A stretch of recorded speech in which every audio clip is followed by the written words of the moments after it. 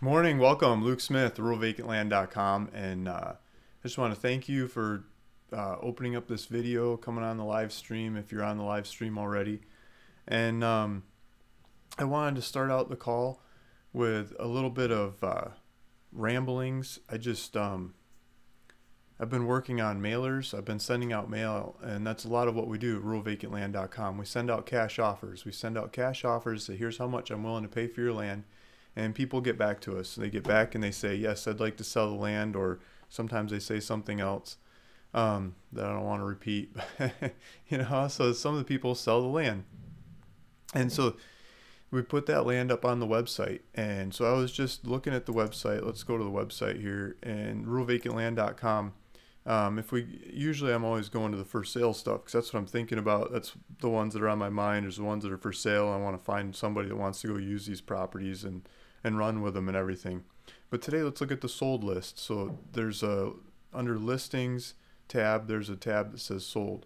So I just clicked on sold, and for whatever reason it's taking a little bit to load, maybe because I'm running video at the same time. But so the sold comes up, and there's 10 properties per page, and right now there's 127 pages.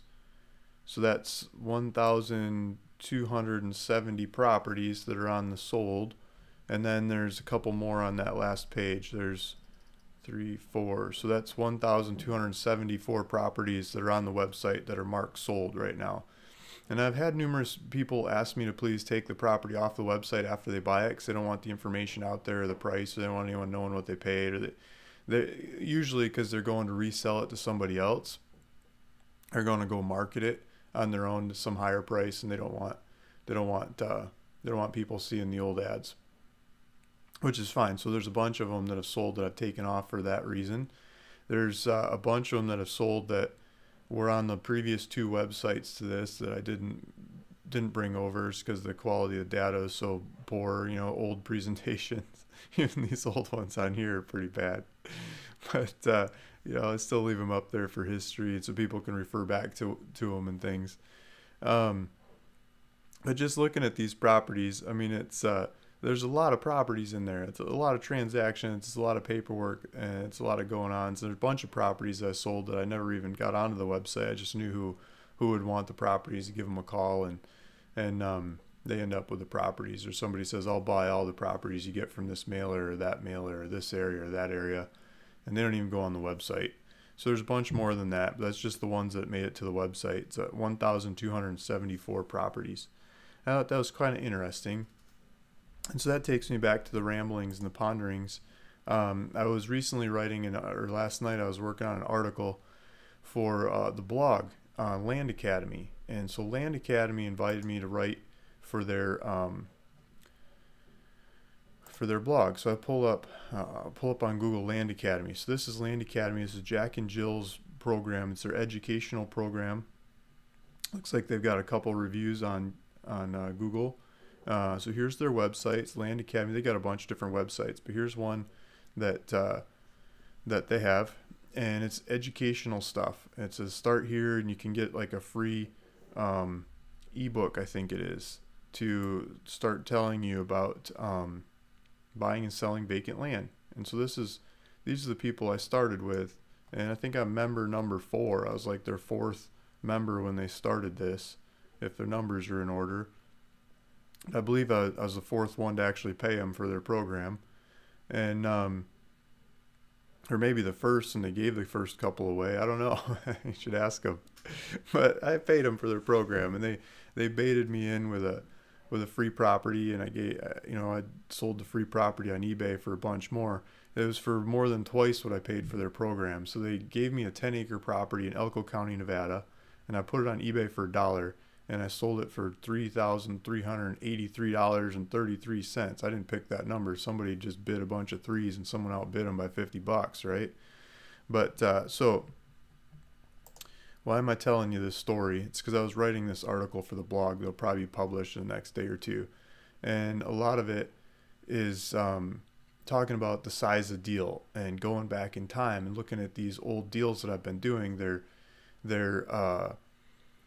They're great deals, buy them for $500, sell them for $1,500 or whatever. do it again and again and again, and make some money over time. And the buyers of that land are very happy. The sellers of that land are very happy, and everybody's happy. And over time, I started getting some deals where you make $2,000 per deal, or $5,000 per deal, or $10,000 per deal. But I didn't know it was like you could target that as much, or target that more. And I went to a live event with the Land Academy guys. So go back to the Land Academy. I don't think they have any live events me booked right now or coming up, but they've done some in the past, and I think they'll do some more. And I went to this live event, and they some of the other guys that are doing land deals, they're making like, you know, 50, I think the biggest number I heard in the room was $50,000 per deal. And I'm sure you can do more deals than that. They're bigger deals than that. But for the crowd that was there, that showed up, that was talking about their numbers and stuff, that actually pulled them off, that not in the process somewhere, but was actually pulling them off, $50,000. I said, you know, I can do that. You know, I've done hundreds of, or if not over 1,000 deals, maybe at that time over 1,500 deals that I already sold, not just bought but sold. And it's like, if those guys can do it, I can do it. So I started targeting a little bit bigger dollar deals, bigger, you know, asking for more money in the deals, and I started getting them. Started getting $20,000 and $30,000 and $50,000 spreads between the buy and the sell, without putting up that much money to buy them either. And so I thought that was quite interesting. And so I've been pondering that and looking at that and realizing that it's a bit more economic than buying for $500 and selling for $1,500. And so I've been targeting more of those deals. And so these guys have a new program that they've launched. Let's see. I'm going to pull up their website. I'm going to membership. I should have looked at their website before I brought this up, so we're just kind of surfing it. So members, so one of the programs they have is a 10,000 for life cash flow from land. So you buy the land, you sell it on terms, and you get cash flow, right? So they teach you how to do that. And then somewhere in here, let's see if they got membership. Let's look at the membership plans. They've got a new program. That was like their 1.0 version. That was the original thing that I bought. And now they've got a new one that's a 2.0 version, and they use a lot more statistics, a lot more data to target properties. And that's what I'm trying to get at, and that's what I'm trying to get into. I've been studying the 2.0. Other guys are probably a lot faster and better at it than I am, but I've been studying it and putting it to work. And so here, free version, you get ebook and some basic access and stuff. And then the second professional version is $250 per month, and you get some more stuff. But they're not talking about the 2.0 in here. Let's see. Oh, here, Land Academy 2.0. That's what infill lots.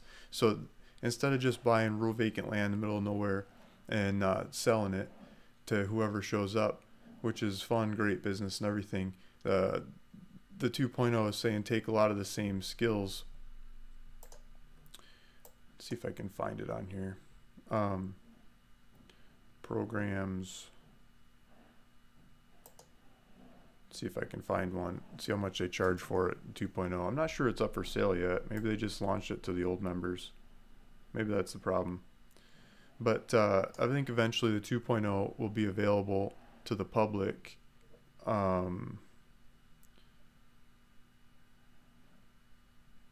Yeah, I'm not sure it's available to the public yet. I was going to promote it on here. It's for sale, but it might not be for sale to the public yet. If you know, I mean, put it in the comments below. But the 2.0 version, they get more accurate and not just taking that county or that zip code or that area or something and mailing offers to the area. They look at what areas have little bits of properties on market compared to the properties in that arena. Like, so if that area has, let's say you're looking at rural vacant land. If it has rural vacant land, there's 5,000 let's use a rounder number. There's 1,000 properties in the whole area, whether it's a zip code or a town or circle on the map or a county or whatever kind of area you're looking at, the street in a neighborhood, maybe a specific neighborhood you're looking at. Let's say there's 1,000 units in the whole, not marketplace, that are up for sale, but in the whole arena that could potentially go up for sale someday, that somebody owns, that are private, that could be traded. They're not the park, they're not the city, they're not government land, they're not, the utility company when you're trying to buy land to put a house on, or a shopping center or something. Those properties could come into the market someday. And so if you look at the data on those, I mean, depending on the area, 5, 10, 20, 30% of them have actually traded in like recorded history. Not, I shouldn't say recorded history. And like, since we have computers and data and we keep track of the price they traded at and stuff, you can easily get the data on it, like since the 70s or so.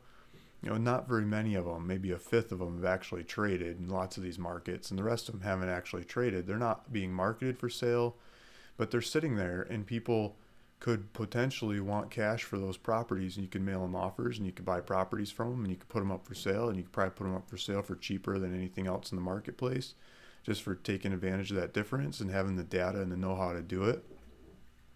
So looking at the number of properties that are there and comparing it to the number of properties that are for sale in the marketplace, and you can see on different data sets, and they show you where to get data and how to do it. I'm not going to get into that. That's their secret sauce, what they sell.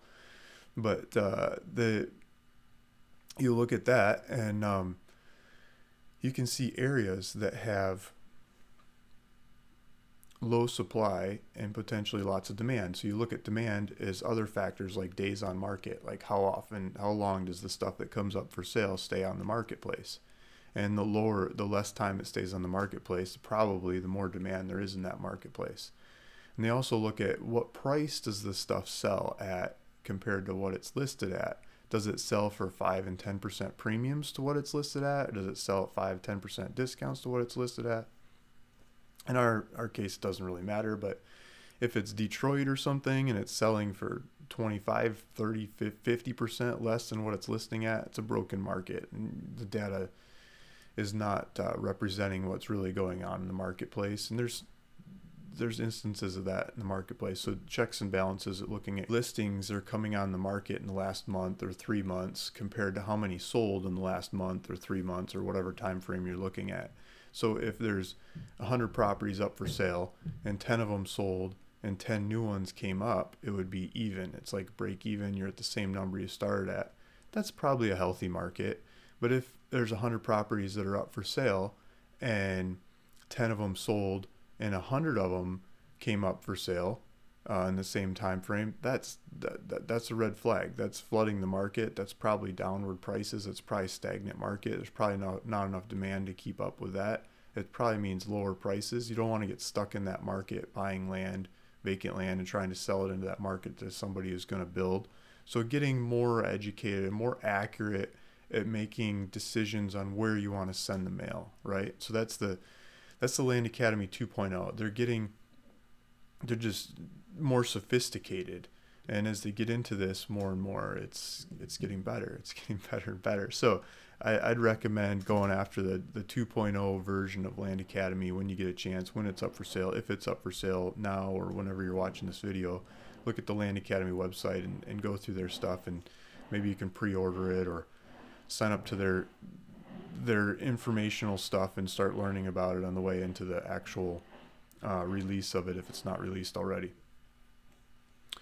And so looking at that, places, I went and started doing that across all of California. I believe in the California real estate markets more than lots of other places, maybe because I'm living in California, maybe because when I sell land in California, people pay for it. They like pay cash and make cash offers, and they're usually a lot more like what I'm asking for the land instead of half or a quarter or something. If I got the land out in New Mexico or backside of Arizona or whatever.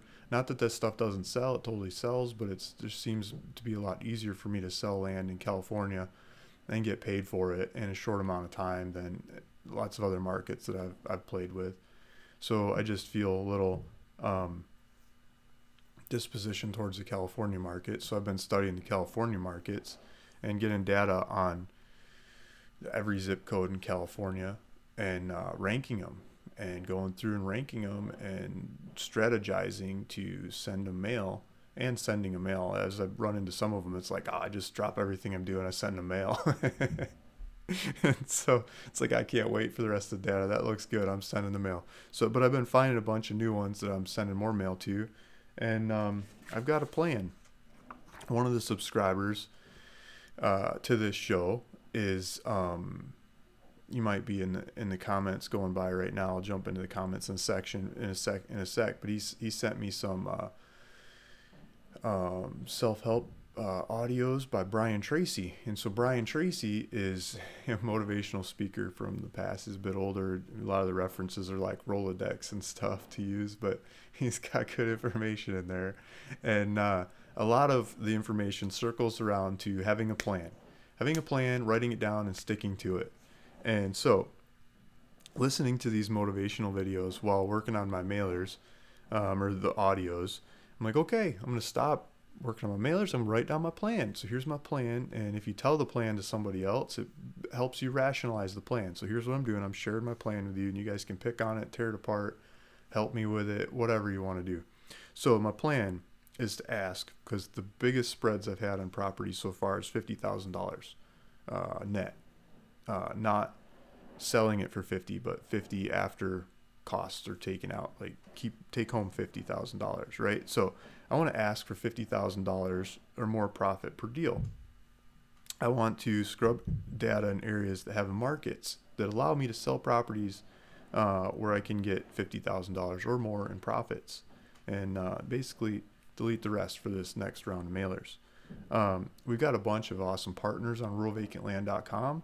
Rural Vacant Land's got, I'm going to go into them soon, but they've been bringing up a lot of the properties, $500 properties, $1,500 properties, $2,000 properties. And I'm going to keep having those properties because I've sent a ton of mail out over time. People keep calling me up and saying, will you buy this land? He sent me a letter on a year ago, 2 years ago. I'll keep buying those properties and posting them on the website.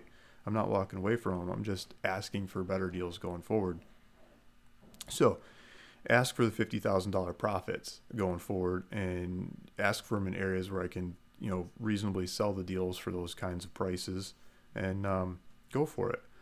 I want to use the partner's money to pay for the mail, and use the partners to answer the phone, and split the profits, and about half with them for doing that. I want to use the partner's money to pay for the deals, and split the profits about half of them. And I've got partners for both of these. If you want to do some kind of partnership, let me know, but I'm kind of full right now. But in the future, as I work through them, I think I'll make some more room for that. And then so I think if I did 20 deals like that, I could make $1 million. I think the $1 million would be a nice cash cushion in the operating account to cover bills and cover comings and goings and have more room for error. So $1 million is 20 deals at $50,000 profit per deal. But with using partners' money, if I use partners to finance the mailers and take calls, and use partners' money to finance the deals, and I give them about half on either side, I end up with about 25% of the profits out of that, right? So then it takes 4 times as many deals, or it takes instead of 20, it'll take me 80 deals. So it'll take 80 deals to pull that off for my interest in the deals. This is general numbers, not exact, but generally. And if I can get on average 1 deal per 1,000 mailers, if I send out 1,000 mailers and I get 1 deal, that's like well scrubbed data, well thought out, well planned, well targeted. Might not be able to get that good of numbers. Maybe I get better in some, worse in some. In history, I think I can justify those numbers, but a lot of them are in desert properties and homogeneous properties in areas with lots of properties there. And one guy will call in and say, I'm not going to sell you just 1, you got to buy all 15, or you got to buy my 2, or you got to buy my 5. And so one guy makes up for lots of the mail by giving me lots of deals. And I'm not sure if that will hold true into the bigger dollar properties or not, but Pareto's principle of distributions, going through time, 80% of the land, 80% of the wealth is always held by the top 20% of the people. So it probably does, as you get into fancier properties, is probably held by lots of them probably held by the same people. That's what I'm trying to say. So I'll probably still get multiple deals out of one person, even at the bigger dollar properties, but we'll see over time. And to get that many deals at one deal per 1,000, I think I'm going to need 80 to make 80,000 offers. And I don't think I have enough ink to print that, but we got printing presses you can hire out. And how many reams of paper would that be? I don't think the shocks in my truck will hold that much mail. So we'll just hire it out. And to get 80,000 good mailers, I think doing my math, because maybe roughly 60% of the data that I pull actually turns into a mailer. I scrub out like international records. I don't mail offers to international people. I scrub out records that don't have good mailing addresses. I scrub out duplicates, so people that own multiple properties, I just send them one offer and say, hey, if you have other properties, sell me those too. And instead of sending 5, 10, 20 offers to the same address, the same person, and mail bombing them and looking like an idiot, I just send them one and ask for the others.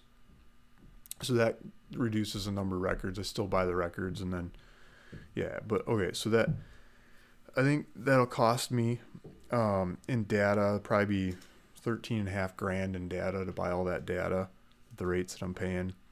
In mailing costs at today's mailing rates, like using pre-sorted mail, not first class mail, I think I can do that at it'd be about $45,500 by my calculation to send that mail out. And then getting pictures, I've been sending out a lot more picture guys to these properties and doing due diligence on the bigger dollar properties before buying them. So getting pictures, making sure access is there, making sure it's not like covered in tires or old washing machines or something. And if it is, just price it in, so that stuff's all fixable too. But just figuring it out like ahead of time while it's happening, just doing inspection, right? Just basic inspection before you ship out the money. I think that'll cost me at the rates I'm paying for this many deals, probably about $16,000. So put that together, I think that's about $75,000 that it'll cost me to pull this off to make about $1 million. I mean, those are some crazy numbers. I think they're very logical numbers in this kind of business, but feel free to make fun of that business plan. This is my business plan, writing it down. I don't need to get that much. I might get a lot more. We'll see. But I think the main point of this is that going from these old deals that have nice spreads percentage-wise but small dollars material-wise to deals that have bigger spreads dollar-wise, maybe not as big percentage-wise, but maybe much more dollars per deal. It makes the phone conversations, it makes the paperwork, it makes everything more economic. In doing this, in the past, going from $500 or $1,000 or $2,000 per deal kinds of profits, and looking at out into the future making $50,000 profits, it's like, oh, cool.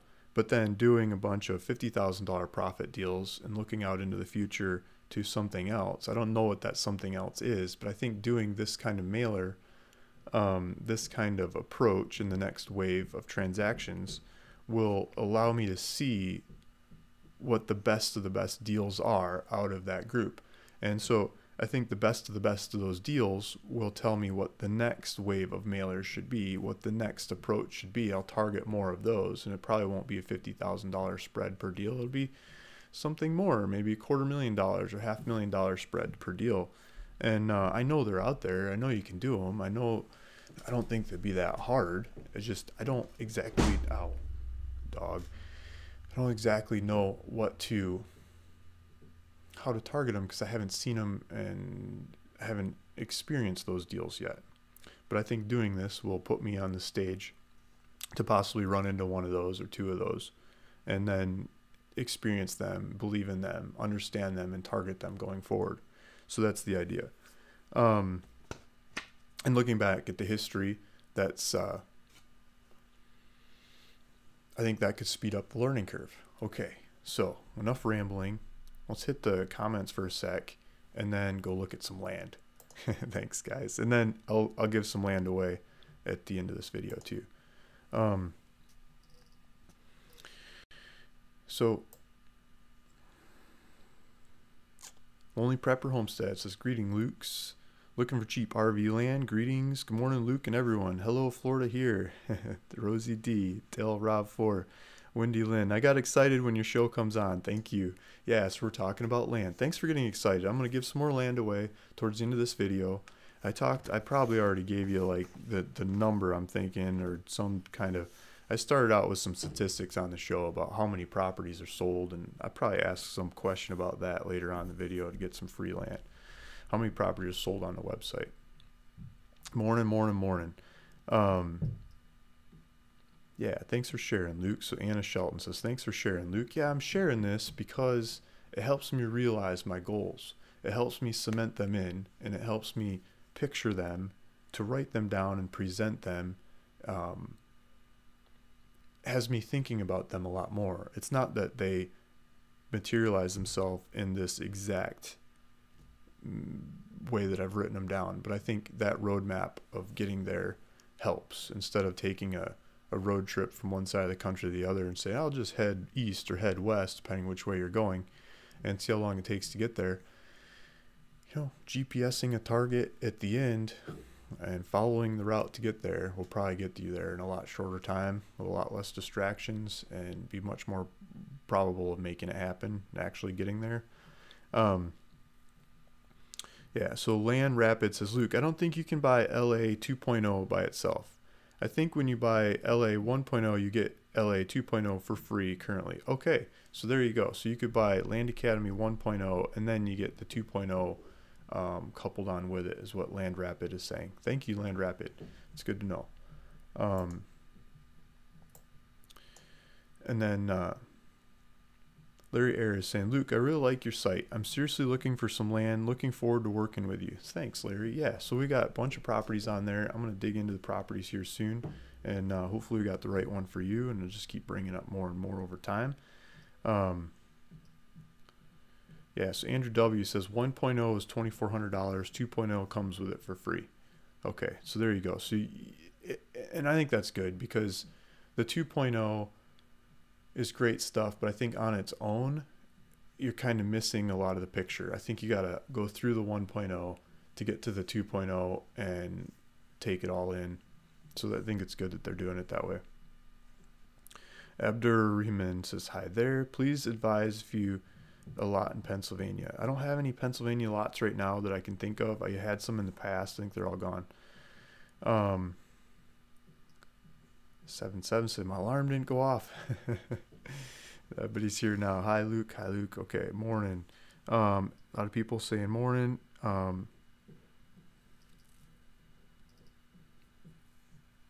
See, tie him up. He can't win again. He's too fast. You guys talking about who's winning. So out of the land winners, I gave away land up to the middle of January. I think maybe 1 or 2 shows ago 2 weeks ago is not, the paperwork's not shipped out for the land, but everybody before that, the paperwork should be shipped out for your land. And I got a couple people in there that have problems with getting the land.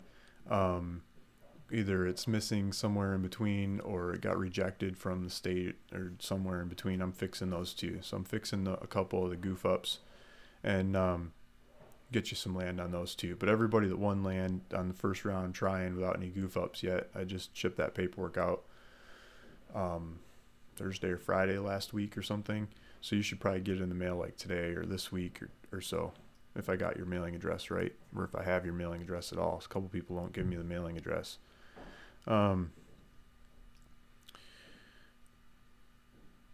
Today is the last day to get $500 off of Land Academy. Okay, so they're bumping up the price tomorrow. That's good to know. So you could go do Land Academy.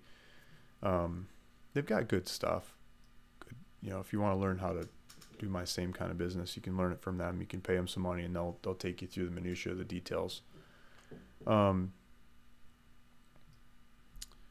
Lydia Carasoas, I don't need multiple properties. I just need one to live on. Yeah, so if you just need one to live on, I mean, shop through all the people that are taking the Land Academy educational courses and coming up with land. Find somebody that's doing it in the area that you're looking for land in. I've got a bunch of them on ruralvacantland.com all across the country. Probably the largest selection out of anybody on the doing it from Land Academy.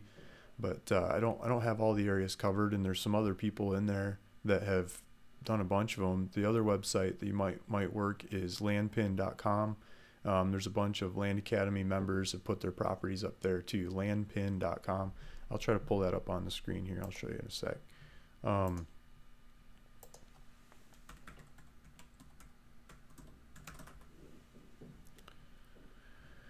Yeah, so landpin.com is a website. My listings on there are currently broken. They've promised that they're going to fix the website. They just got too many things going on. I put so many properties on the website, the thing got stuck, and it won't let me like post more or take the old ones off or change them. See, like Luke Smith, $1,026. That's I probably lowered the price since then. You know, so they've got a bunch of properties you can search on there. Most people don't have the broken listing thing that I have. They said they're going to make a new one that'll hold all the different properties. I think it just outgrew the setup of the website. And database stuff's not able to search them all. So there's Andy Barnhart, and there's a couple of guys on here. Some good people selling land on here, so you can look for the areas and see it. I don't think I wonder if they ever got a map. I really hope they get a map on here someday, so you can like see all the land. But for now, they've got lists of 5,867 properties. There you go. Some of them are sold, some of them are sale. It's a good chunk of land listed up there. One of the best on the internet, in my opinion. Everybody's just doing lowest prices. If you compare prices on here to anywhere else, it's going to be, I mean, maybe rural vacant land might beat it, but I mean, for finding other areas rural vacant land doesn't cover, this is the cheapest stuff by far, the cheapest. Maybe you'll find one or two here and there that are more expensive on this website than elsewhere, but for the vast majority of it, it's going to be the cheapest. Okay. Let's see. Albie's Real Estate Boutique. You will spend $75,000 to make how much? Make $1 million. $1 million bucks. $1 million square. I think I went conservative on a lot of those numbers, and it's from experience of doing these kinds of deals. I've done lots of these kinds of real estate transactions. These would just be a little bit bigger dollars on them. Just add a zero, right? And just ask for it. Just got to be willing and able to ask for it without being bashful. And I think if I believe in it and ask for it, it'll happen. And it doesn't have to happen. I mean, any version of that, get something close. I mean, you spend $75,000, you do two deals, $50,000 spread deals, instead of 80, which I think the numbers would probably produce. If you do two of them, you'd still be making a profit, right? Make $100,000, spend 75 grand to make 100,000. Some of those deals that come through, I'm sure there'll be a lot bigger spreads than that, just by asking for it. And yeah, that's the beauty of this kind of business. It's an asset class that is crazy on both sides. It's crazy what people will sell it for, and it's crazy what people will pay for it. And so that's the perfect arbitrage. That's the license and everything else in between. That's part of why I'm pointing to them. So,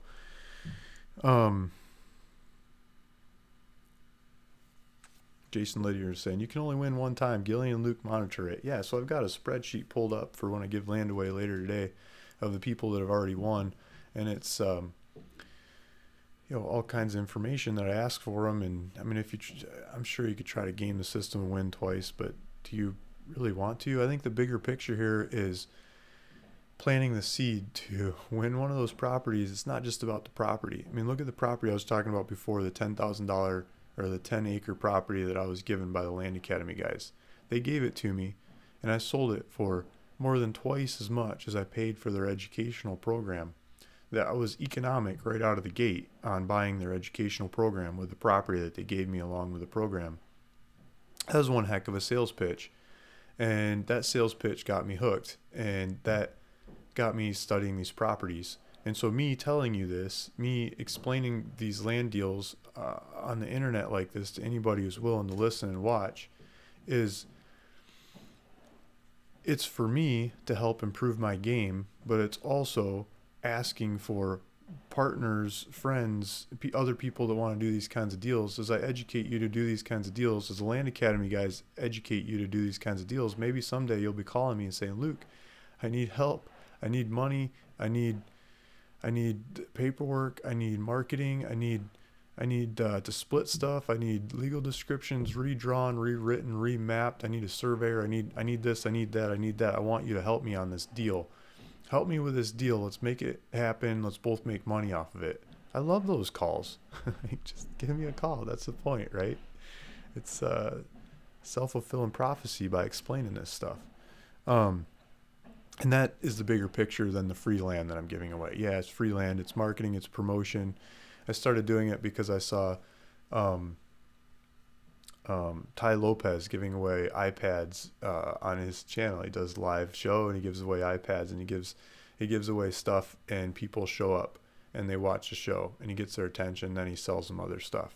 That guy's a promoter. I copied some of his promotion skills. I can give away land. I'm not going to give away iPads. I don't want to attract those people. But people that are interested in land, great. And so that's why I'm giving land away. I don't need, okay. Let's see if I got some more questions here, and then we'll jump into some land. Yeah, X Studio Pro 75 to approximate million. Yeah, why not? Looking for land to live on with my animals, preferably in Texas. Thanks, forward looking your shows weekly.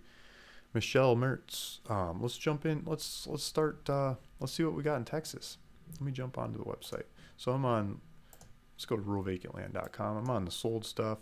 Let's go to the map search. It takes a little bit of time to load.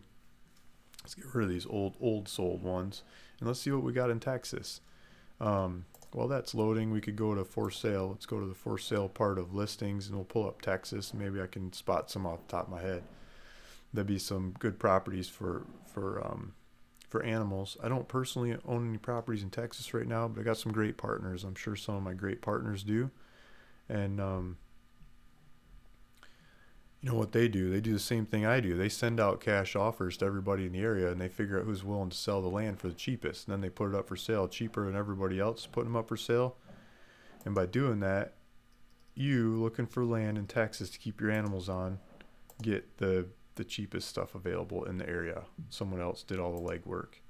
I did California just because I'm so used to doing California. Let's pull up Texas.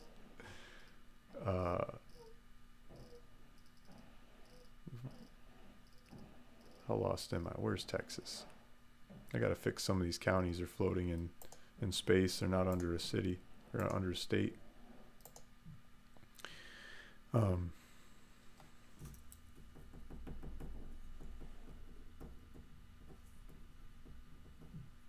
Take some notes. Okay, so we got, I don't know how many animals or what kind of animals you have. I've got horses, so I'm always looking for acreage for horses. This one is 0.34 acres. I mean, you could do chickens and rabbits and stuff, but you probably don't want to do horses on that. 0.8 acres, same thing. I mean, you could do small animals, but probably not big animals there, and it looks like desert. You have to import all the food. Half acres, let's see, 0.6, 0.6. So a lot of these are El Paso, and they're Curtis. Curtis is probably listening to the show. He's got some good properties there in El Paso. He keeps coming up with them and selling them, and coming up with them and selling them. People keep loving them. Here's 10 acres in El Paso. Let's see. That might be some acreage you could use for animals, bigger animals. This is Curtis. Curtis's phone number is right here over my head. Curtis's phone number is 254-338-2451. You can go to ruralvacantland.com and look up the properties in Texas, and Curtis's name is on most of them. So you get Curtis's phone number by clicking on him, call him and ask him about these properties. So this one's 10 acres, and it looks like it's got a road in the south and the north, and it's El Paso. It's El Paso area. How much is he asking for it? $15,000. It's not too far from town. $15,000 on the side of town. Supplies will be like right there in the area. So that's one option you got. Let's see what else we have in Texas. Some acres. There's 1 acre for $29,900, close to El Paso. I guess that's the biggest acreage one we got right now is El Paso, 10 acres, and there's some more El Paso. So I think a lot of the other parts of Texas properties that we've had on the website, they're all sold out right now. And but I think over time, as you keep checking back, you probably see more. Texas is fun for doing land deals. SM, change your mindset, change your plan, change your actions. Change equals greater success sooner or later. I like that one. Thanks, SM, putting that comment in there. That's exactly what we're doing, right? Wendy Lynn, your goals are great, but don't forget the little guys who just need a break to get started. I believe you have a heart for those people. Please remember that when you are a millionaire. Yeah, and it just goes back into land, guys. I mean, it'll be easier to do owner financing. It costs a lot of money to do owner financing on these properties. It ties up a lot of capital, and a lot of people are always asking for owner financing. And yeah, just do more and more owner financing. And a million is just, it's a number. It's a number. It's nothing else. It's just a number. Sandra Dean, hi Luke, watching you from the Bahamas. Nice. I don't know how to do land deals there. The paperwork's going to be weird, and I don't know where to get the data, but it would be fun. That'd be a good place to have some land. SM says, I never win. Slow internet. Yeah, there you go. Good comment, Wendy. Exactly. Yeah, slow internet. It's a tough one. Okay, Robin Hunter, hello from Cape Cod. So SM, let me go back. This slow internet never wins because slow internet. If you have a recommendation of another way to give properties away that seems more just and equitable to everybody listening and watching, paying attention on the live show, with the idea in mind that my statistics on doing these videos is better if people watch from the beginning to the end.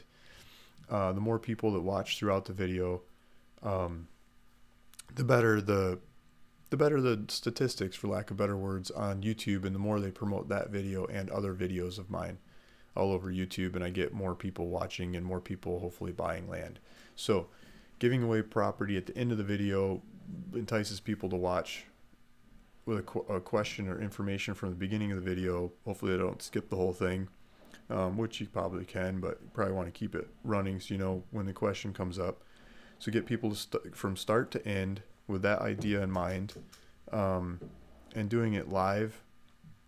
What's a better way to give land away, instead of the first person that answers? Like, give me some other better way to do it. Like, I know Ty Lopez, when he gives stuff away, he looks at multiple social medias and picks somebody, and it's not the first person that went by. It's maybe the 20th or the 50th, because he's got so many people, it's going by so fast. He just picks somebody and says, okay, you're going to win. Maybe that's it. Maybe that's why he does it. I mean, he studies this more than anybody. Yeah, this time bigger targets equals more meat. Exactly. Got a lot of them. A good way to say it. Cartel's Posh Closet. Hello. Lisa, first name Sats. Hi, Luke and everyone. Roundabout Randy. Nothing sought, nothing gained. Exactly. You got to be able to ask for it, right? You guys are asking for cheap land by watching this, and you're asking for free land by watching this. It's the same idea.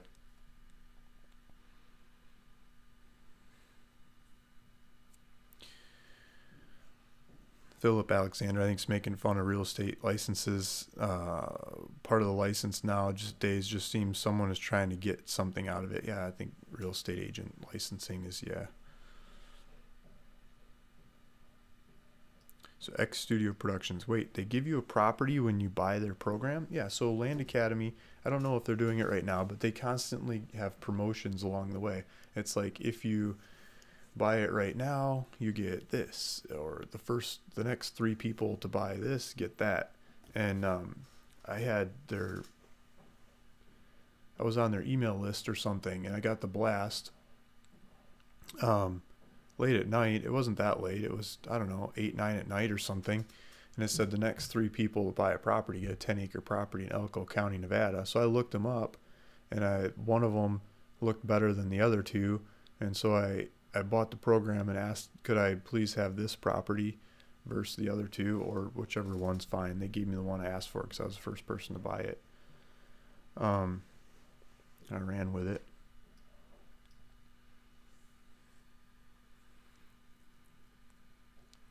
Jamie Ross, well, I hooked.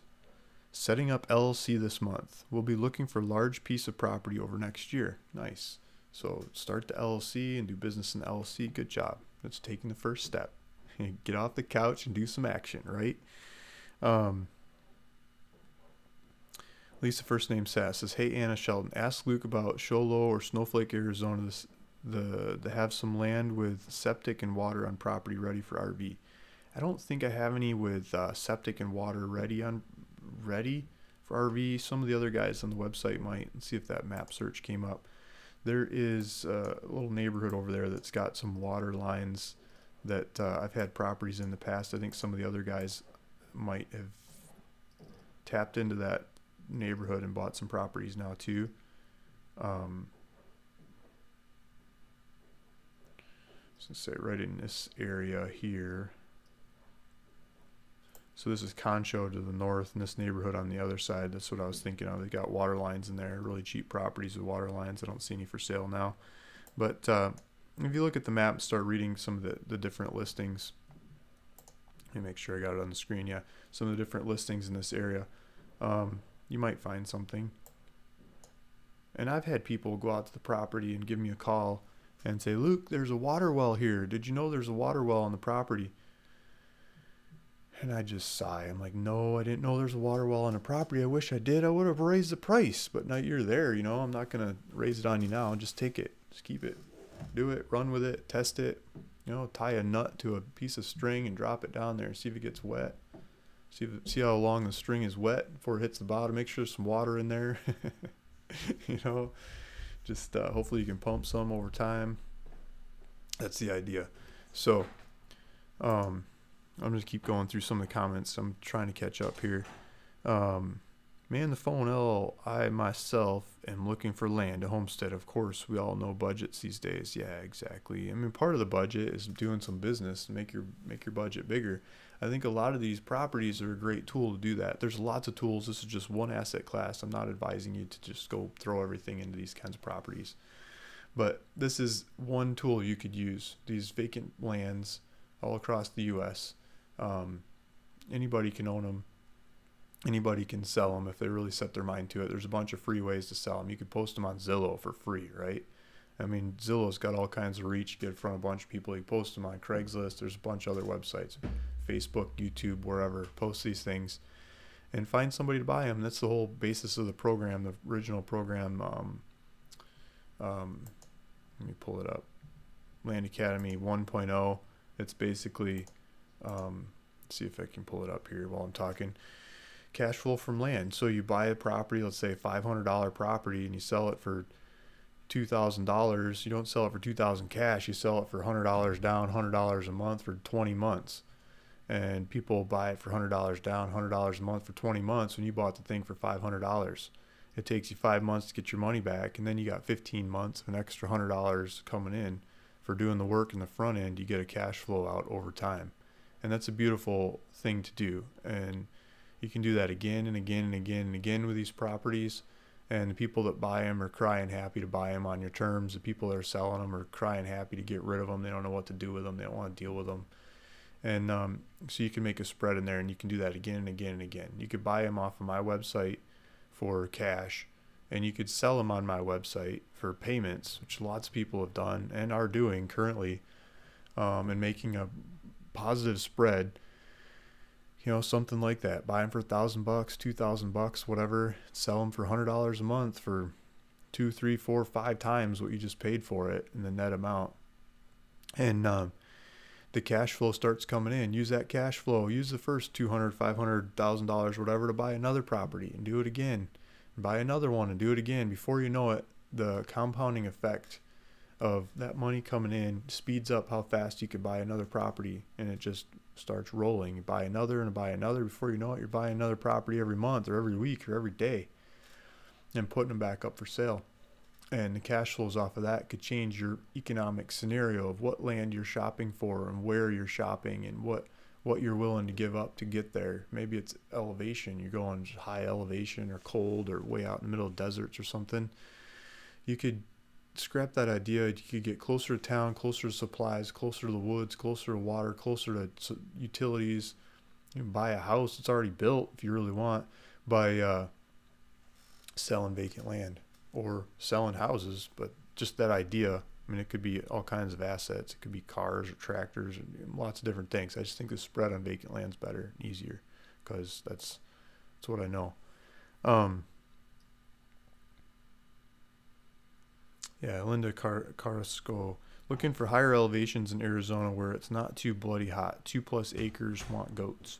Yeah, so look at the map on ruralvacantland.com, and if we go to satellite imagery on here, you can see the drier stuff looks a little tanner, and the stuff with more bush on it looks, well, it's not on the screen.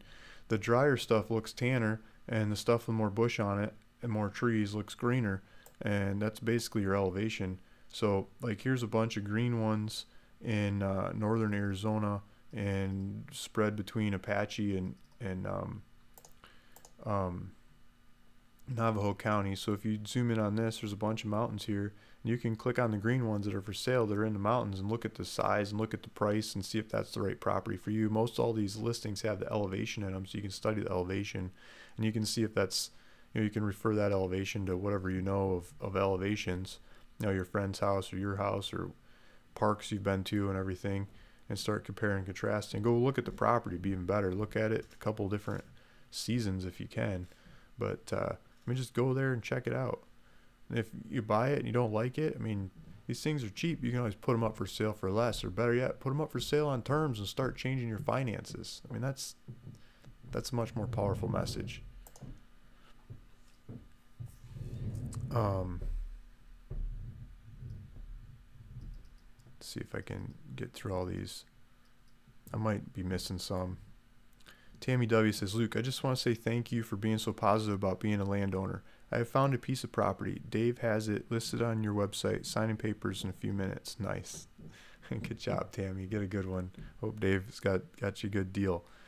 Congrats, Tammy. Nice. Random number instead of the first correct response. So 7th correct answer or 4th correct answer. There you go. That's creative. Okay, so SM, who has slow internet, is recommending, instead of doing the first person to answer the question, is saying some random number, like the 4th or the 7th correct answer. Can you answer it multiple times? Can you just say the answer like 7 times to get there? I don't know. It's could be fun to play with this. Let's try it today. Okay, so today it's going to be the 7th person to correctly answer the question, and that'll give guys with slower internet and not as fast connections a chance to win. And we'll give it a try and see how it works. And this is based on SM's recommendation. We'll see if he's the actual winner, or he or she is the actual winner. Okay, so I'm going to remember that. Point it out if I slip. So even if I forget, it's going to be the 7th.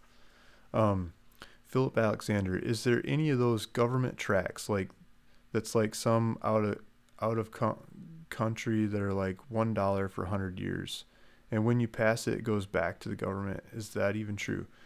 Yeah, so there's different versions of that where you don't really own the property, but you can go use it. And I'm not so well versed in those. The main one that I know of is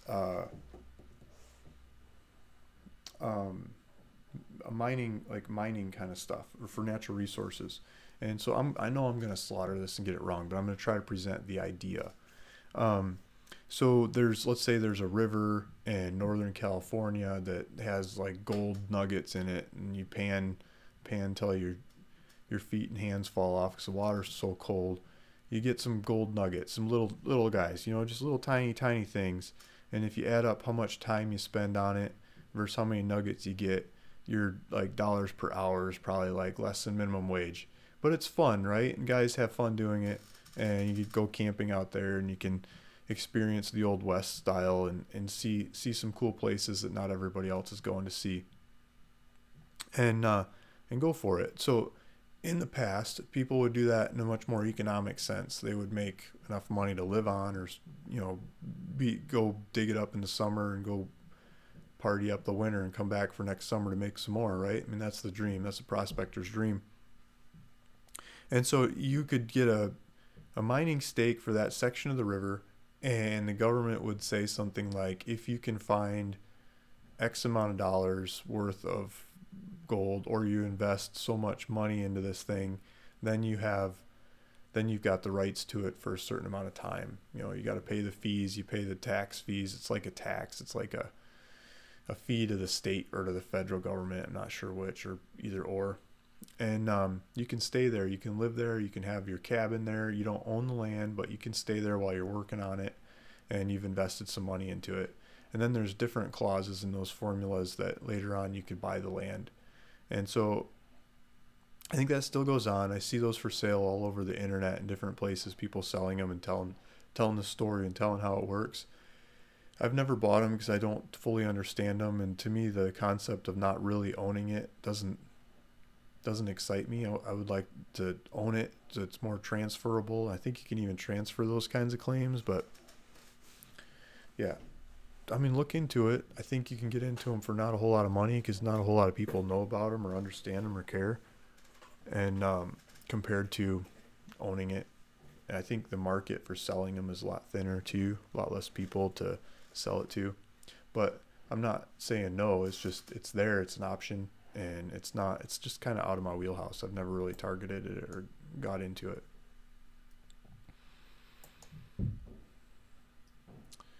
Cartel's let's see. Cartel's Posh Closet. Hi Luke. Maybe a question of the day with a third-party raffle company that randomly selects a winner from all the correct answers. Elva Castelos. Thanks, Elva. It sounds like a neat idea, but I think it sounds too complicated for what I'm trying to do. I'm just trying to keep it easy, just really easy.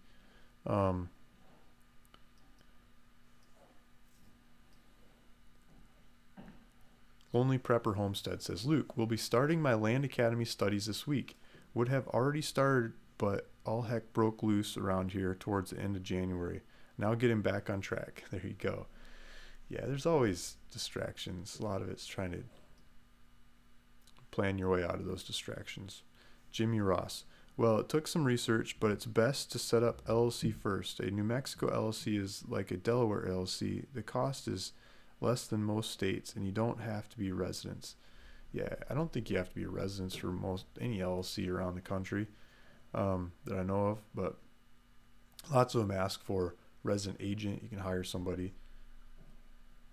I'm not going to try to give legal advice. I'm just from experience. Angela Nadu, good question. Yeah, first, I think we should all get together, buy a bunch of likes land, and start a homestead community.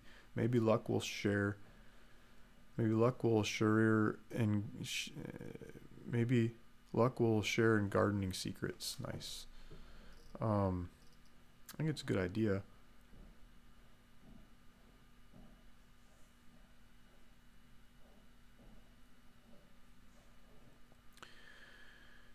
Seven 3XSM. Man, I went back on another open page and listened to the beginning of the show that I missed. I can't imagine what the question is going to be. Nothing sounded like something to remember.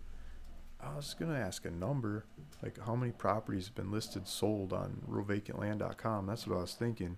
So you could probably have some time to research that, but you got to go by SM's rules going forward. It's going to be the seventh person, like after I ask the question towards the end.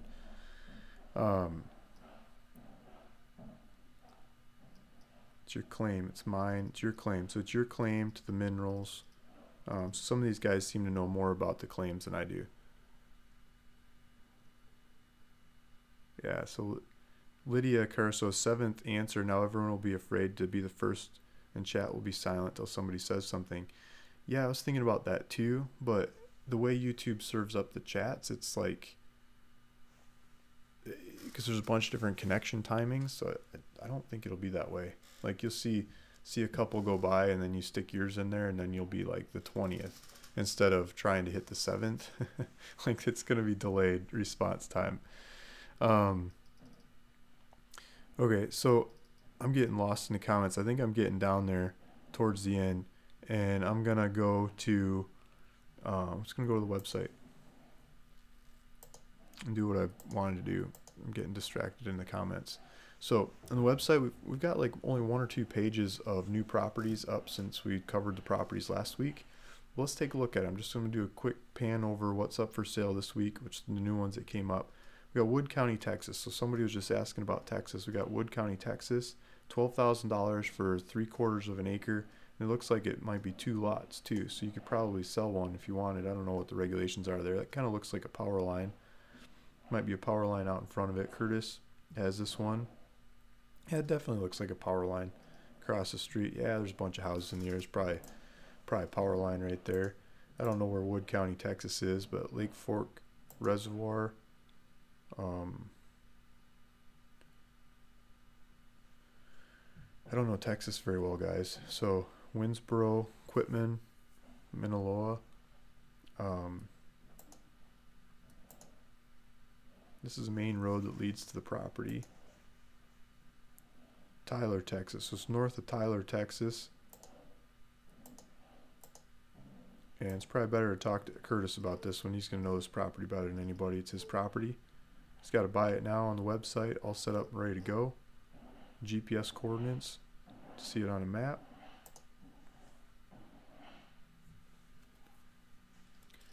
.8 acres for sale in El Paso, Texas. There's Curtis. Curtis is slinging these Texas properties. He keeps coming up more and more. Every time I'm on the website, he's got more property. It's so much fun.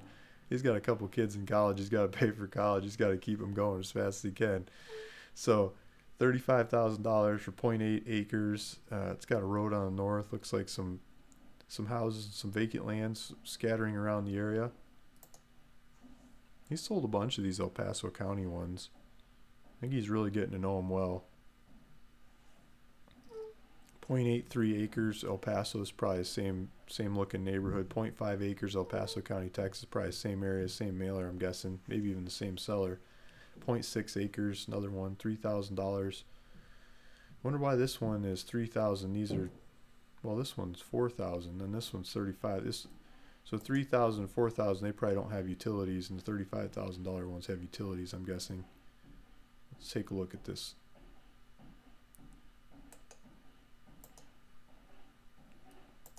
The website's running slow. I gotta check in on that, see if there's something I can do. Get a big rainstorm outside right now.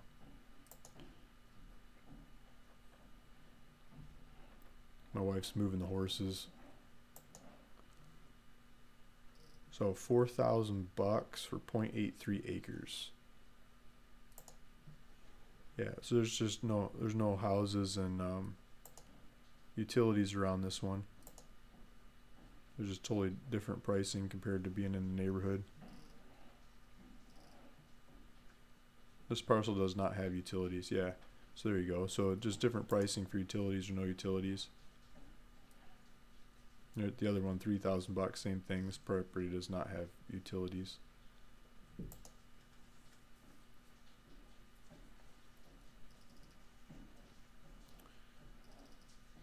Couple more El Paso, Valverde County, Texas. Let's take a look at this.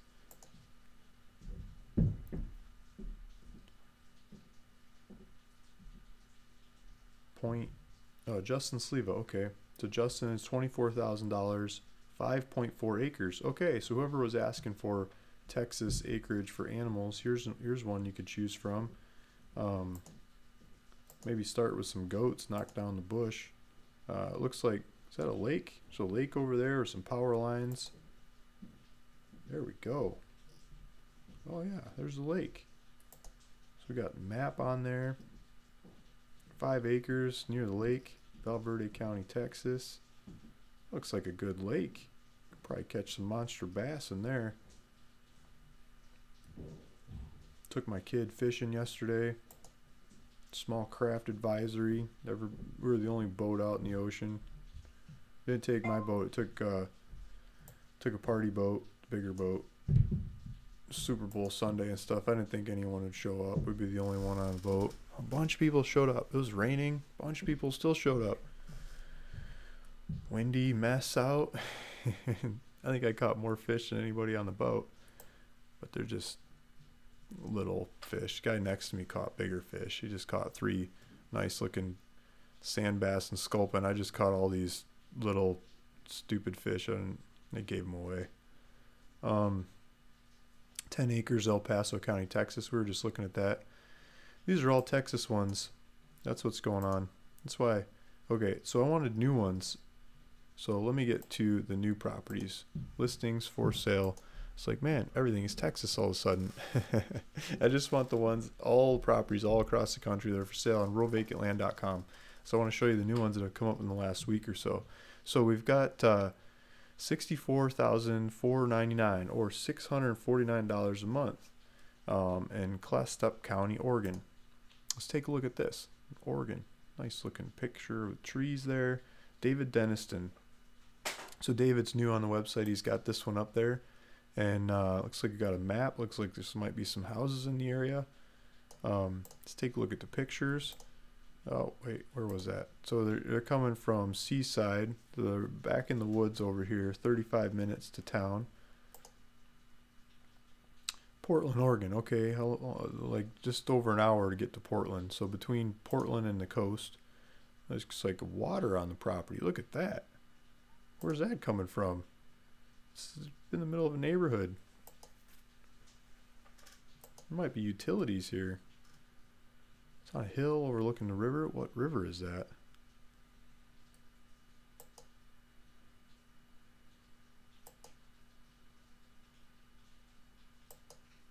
Oh, beautiful looking area. Let's see if we can figure out what river that is. Some houses. Wonder if you can catch fish in there.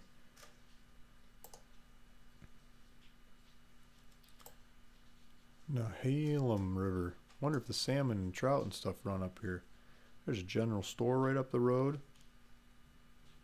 That looks like a beauty. We have, oh look, a street view. We can see some street view of the valley here. So this isn't the actual property, but this is the area. Looks like some good trees and greenery. Street lights. Power lines. It goes over to the creek. More power lines. So it's out in this area somewhere. Looks like a nice area. What was he asking? $69,499. So he's 3.24 acres. So here's more serious property. It's the largest lot on the block. It also backs up to BLM land. Nice. So if you're interested in this one, I mean, reach out to David. It's on the website. It's one of the newest properties listed on the website. It's a little over 3 acres. He's willing to do payments. $649 a month. Could be less with a higher down payment. He'll do owner financing. Yeah, take a look at that one. It's in Oregon. Bell Brand Ranches, RV camping getaway, 1 acre, Arizona, Apache County. It's $999. There you go. You can put that on a credit card. $999, 1 acre. David Ayres. David keeps coming up with these properties. Property after property after property. It's a beautiful thing, guys.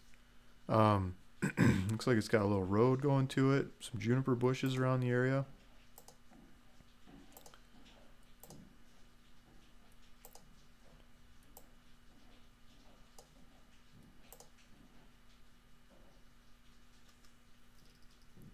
Off-gridding in Colorado, 5 acres in Colorado, $2,897.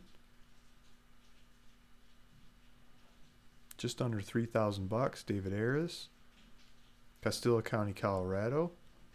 We've looked at a bunch of these properties in the area. They keep selling. Guys keep grabbing them up. I mean, 5 acres in Colorado. Come on, that should be part of your inventory.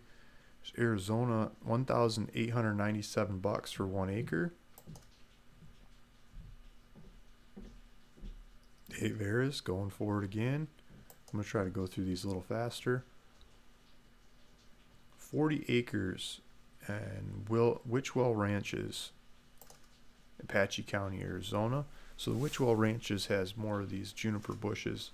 David Ayres, again, David's posting some new ones. 40 acres, Witchwell Ranches. Got some good juniper bush. Blocks of views. You don't see the neighbors. You know, wonder how old these things are. It's probably quite old. They probably take a while to grow. 40 acres.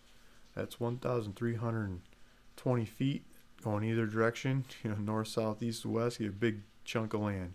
There's the highway, Witchwell Ranches turnoffs. Probably, yep, right up here. So it's not too far from the turnoff. Concho, what do you call it? St. John's, down to the south from there. Go a little further south, you get down to Home Depot and supplies. Probably 45-minute drive, maybe an hour south of there. 1.8 acre Mountain View property.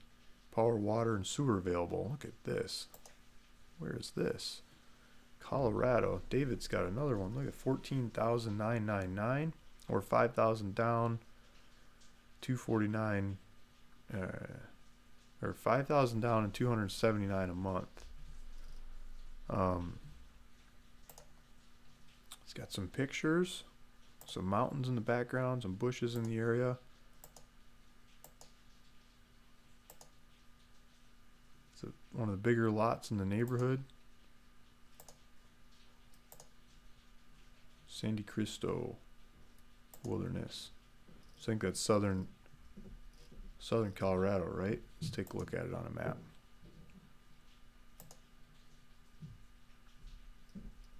Yeah, backed up to the mountains here. Pueblo's over here. Alamosa's to the south. Colorado Springs not too far to the north, and then going up to Denver. So south of Denver in the mountains. Let's see what else we got. 2 acres around trees and mountain views in Oregon. Let's take a look at this one.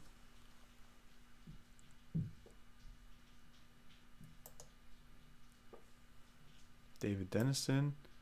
So look at that. Another one of these lots. This one's in Oregon. Klamath County, Oregon. A little over 2 acres, asking $8,000 or $9,000. $8,000 or $9,000 cash. $249 a month document fee. I think it should be $8,000 or $2,000 or $249 a month.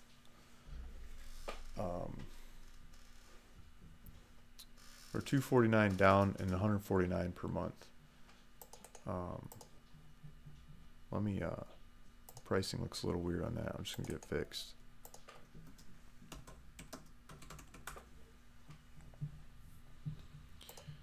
Okay, so then we got 2.03 acres of huge trees and Ferguson Mountain Pines. This is Klamath County, Oregon again.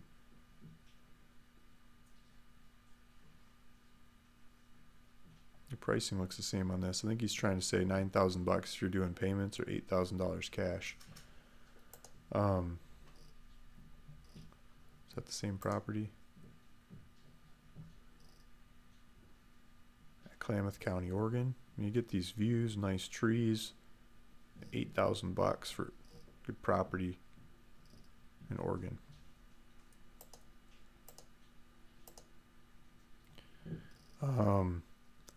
Colorado. Saga.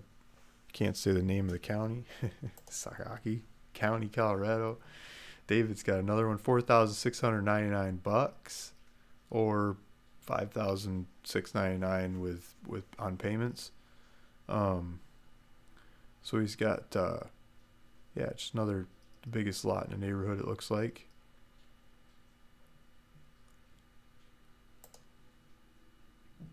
Navajo County, 5 acres.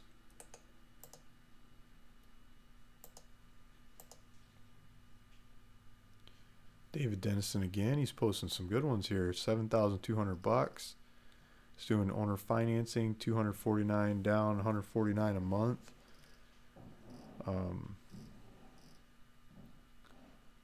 It's like 5 acres, close to. Is that the knife superstore turnoff? I think there's a knife dealer there. It's fun to stop at. The number 2, let's go to the second page. Got some more Navajo, some Apache, Cochise. There's 20 acres in Cochise. Let's take a look at that. 14,999, 14,995. So Andy Barnhart's got this one. 19.55 acres. Cochise. I just split a bunch of these properties. He's got some videos on there. Handyman doing homesteading in the area. So let's look at this. This is I guess it's on the foothills with some farms just below it. So what it's trying to say. Yeah, here we go. So it's got some farms just below, and then it's up the hill just a hair. And then what is this? This is Bowie. So it's not very far from Bowie. It's up by the 10, so here's a freeway, and then it's not too far from Tucson, like an hour and a half from Tucson. Some good looking mountains. This is probably street view looking off around the area. Satellite views. Here's probably a picture of the local park. Power line. Yeah, good looking area, and he's showing videos of people that are using the area. He's talking about title company and the prices.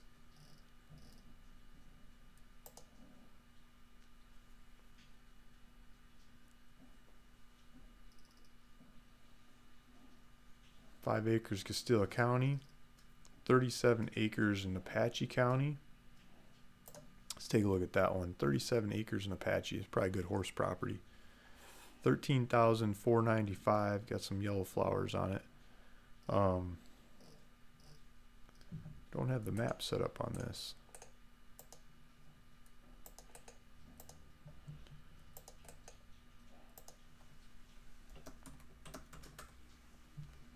Try to get the map set up.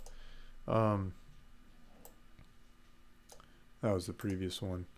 So this one, I got it open on Google Maps. So here's a pin. Oh, it's next to the 61. So this is probably Witchwell Ranches too. This is another Witchwell Ranches.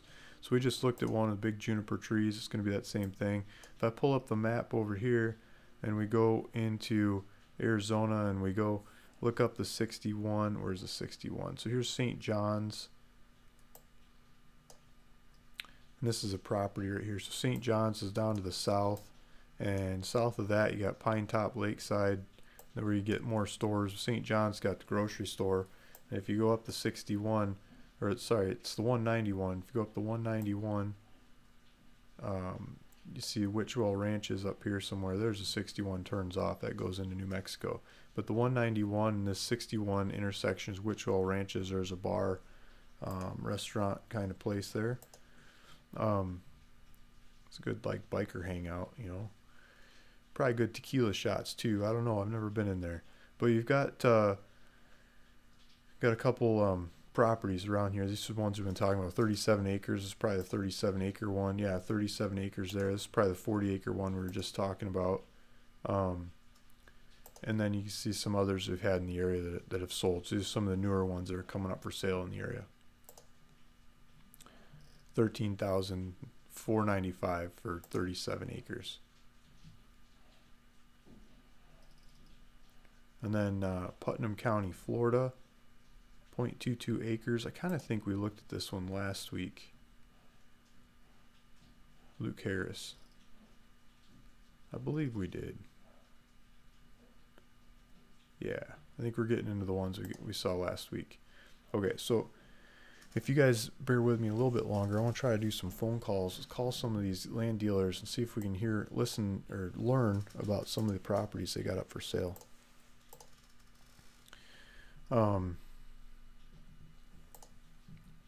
Andy's got the see if I can set my gear up.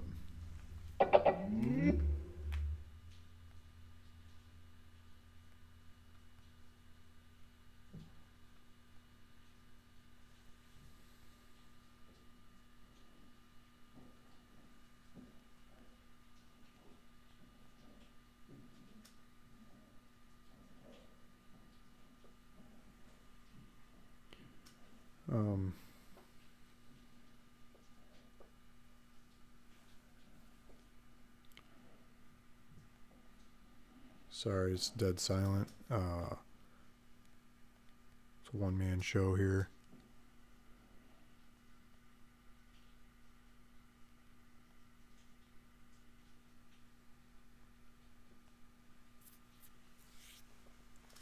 See if Andy answers the phone. I'm gonna pull up his properties, I think, here, if I got it.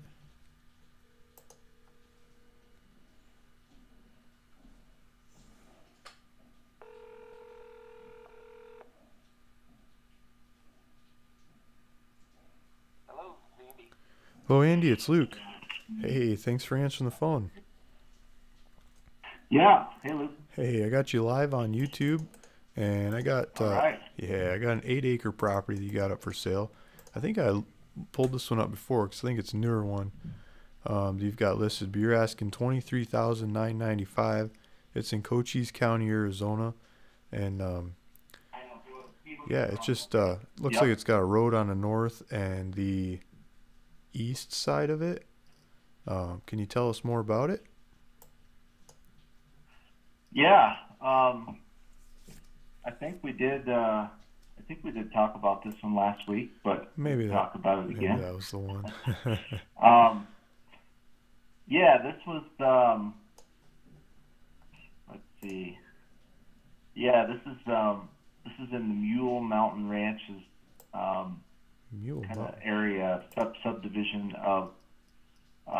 It's near Sierra Vista. Sierra Vista's to the west, and then like Tombstone and is north, and then Benson's a little further north. So Yeah, that's um, right. It's close to Sierra Vista. Sierra Vista's got a bunch of supplies. I think they yeah, got the Home Home Depot. Depot Yeah, and Walmart, and um, it's not far at all. Maybe 45 minutes over there to Sierra Vista. So yeah, um, yeah, and then I think yeah. you made a video I made a little YouTube about this video about property. it. Just looking at the website, it looks like I need to update it a little bit, get that video showing. I'll do that. Yeah, But yeah. yeah, okay, cool. It's So 8 acres. the one. Why don't you split it? What's the zoning on there? It's a RU4. Um, we could split it into into another parcel to make it two parcels, but Yeah, or if the buyer wanted to, they could probably do it. buyer Yeah, could do it. Yeah, it's just 8 acres is a nice little. I thought if you're going to homestead it, it's a nice 8 acres is a nice big plot of land. yeah, You could put a tiny house and a barn and have some livestock and you know just live out there. yeah. Just go for it, right? Yeah, yeah. Or you could split it and then sell half of it to pay for the other half. Yeah, that's the way to do it. Okay, so Yeah. thanks for bringing this one on. I'm gonna try to keep it short and skip on to the next property. Thank you, Andy. Okay. Thanks, Luke. Thanks. All right. Bye. Bye. So Andy's got numerous properties on the website, ruralvacantland.com, and he keeps bringing up good properties. His name and numbers on the website. If you're looking at properties that are his, you'll see Andy Barnhart on there, and you can give him a call, and he'll tell you about whatever property that you're interested in. So that he's got. Let's look at the next one. We got Willie Goldberg, and let's see what land we got here. 5 acres in California somewhere. Los Angeles County, California. There we go. Let's give him a call. See if he'll answer the phone.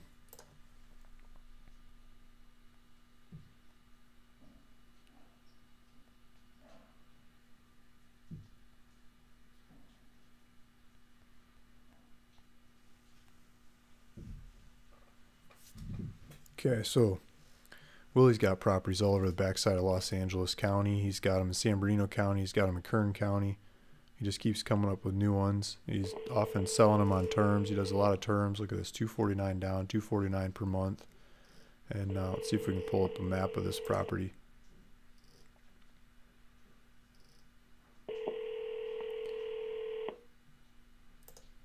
It's not going to be too far from. Oh, here's Palmdale.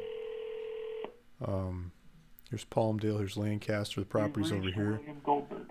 Okay, we missed him this morning, but he usually is pretty good about answering the phone. So just around the corner, you get into LA, and there's the property. So let's go back. Look at that price again. He was asking $249 a month, or sorry, yeah, $249 a month, or $5,990. We got Dave Ayers. We saw a couple of his properties when we were going through them here. He's got another more Colorado, Castilla County. Let's pull that up.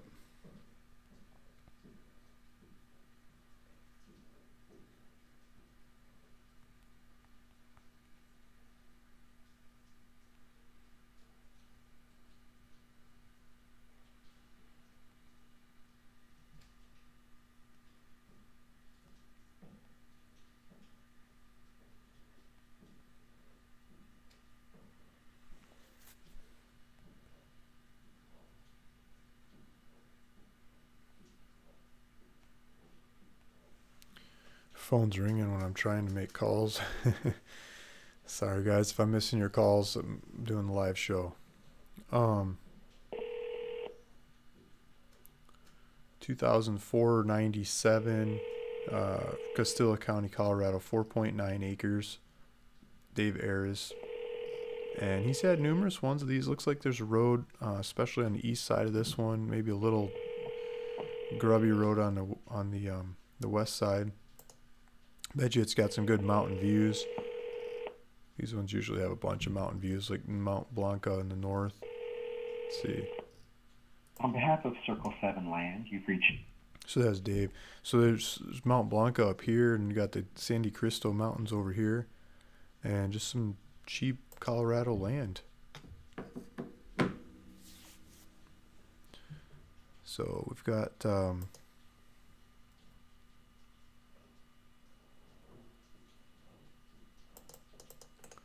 see if we can get Curtis on the phone. He's got a property in Cochise County that we're pointing out.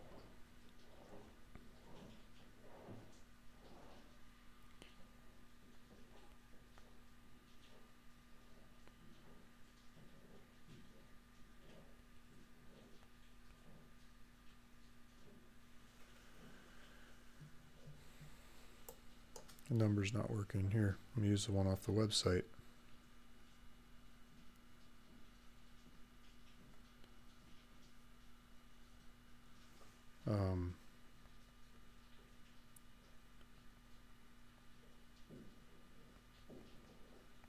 I think I just missed Willie's call back too. I'll try to call him back in a little bit. Let's see if Curtis answers the phone. So $1,500. Look at this, $1,500 for 1.1 acre in Cochise County, Arizona. Been selling out of Cochise fast. We've been putting it up there. Now we got some new ones on the website, especially thanks to Curtis bringing these on. There's another cheap one, so 1.14 acre. A lot of people buy these Cochise County ones because the regulation's so easy to build what you want to build. There's looks like a paved road on the side of this one and some power lines, if I'm seeing this right. It's definitely a power line and a paved road. So you got paved road and a power line, Cochise County for $1,500. You've reached Curtis Heikenlofer. Okay, so we missed Curtis. Let's see what part of Cochise this is. Okay, so it's south of Wilcox, north of Douglas. Douglas has Walmart and supplies down here. And then Tucson's over here, so he's not too far from Tucson. Let's see what else we got. So we got Mike has one in Missouri. I think I'm gonna skip this because I tried this Missouri one a couple times. Chris Gibson's got one in Lassen County. Let's see if we got that working.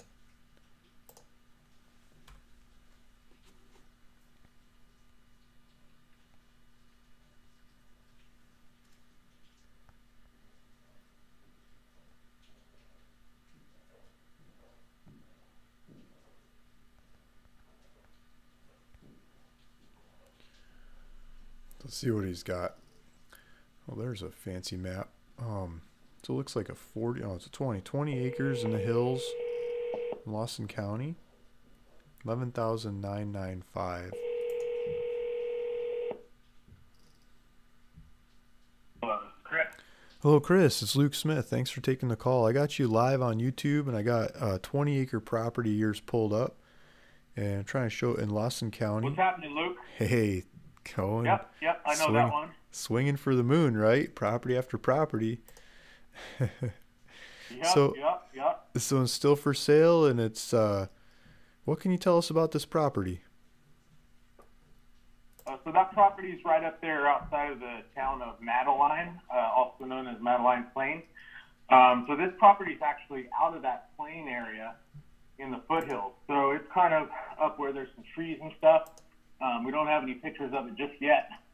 We're waiting for somebody to get up there and take some pictures of it for us. But yeah, it's got some trees. Looks like it's going to have a good view of the valley and that sort of thing.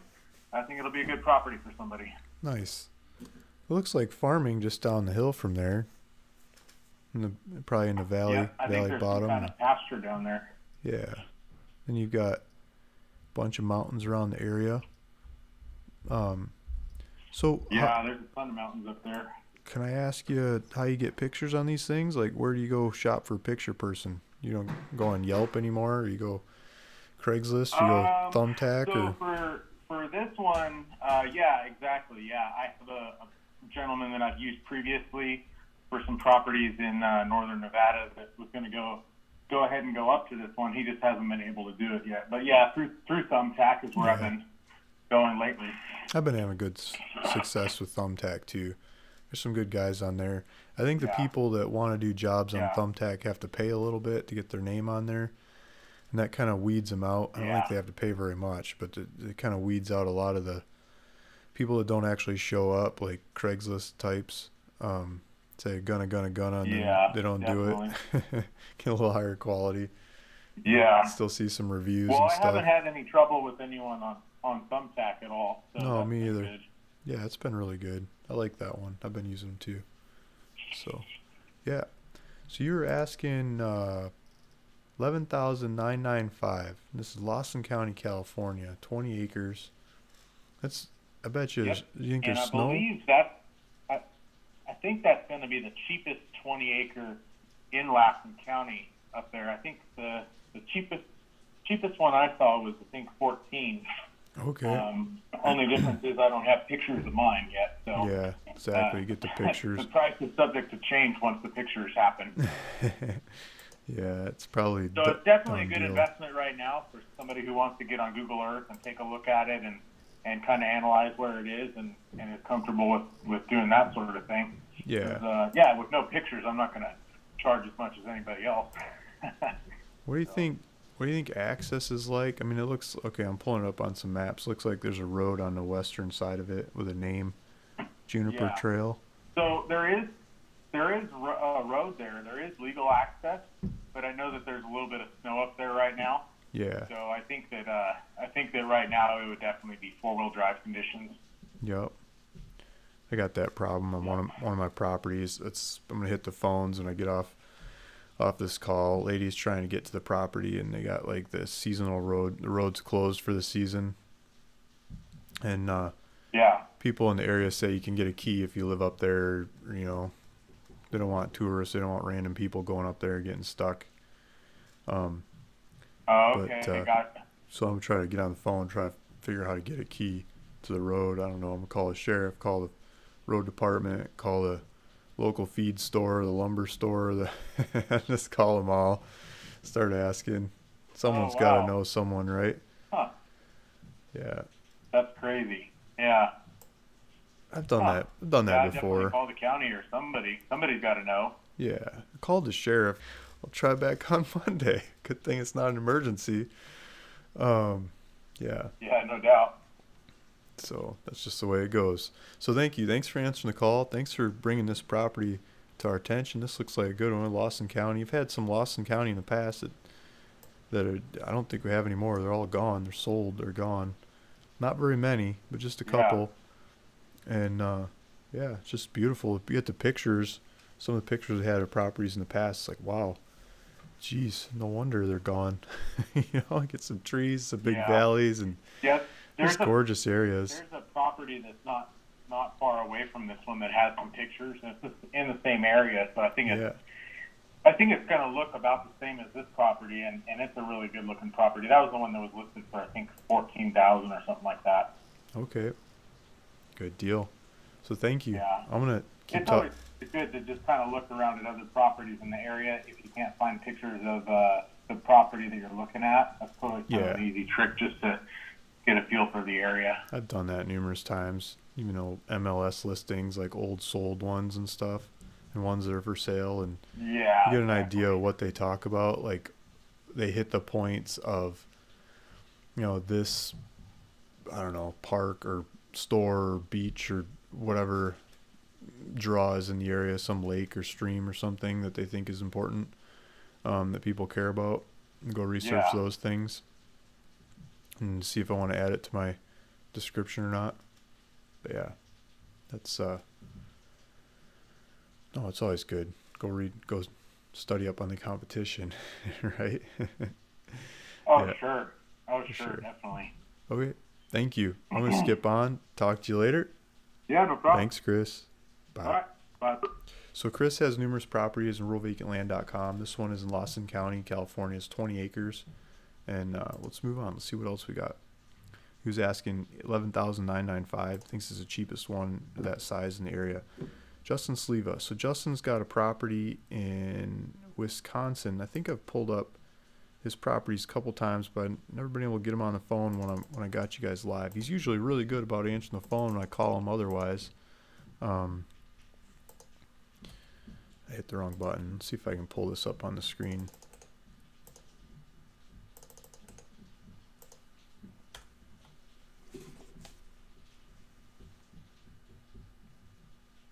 It is raining cats and dogs outside right now.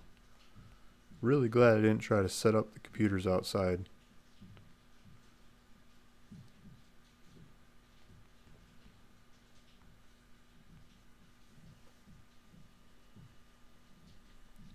So let's see if he answers. So Wisconsin, Florence County, Wisconsin, 2.52 acres. I think I've pulled this property up a couple times. It's got a stream.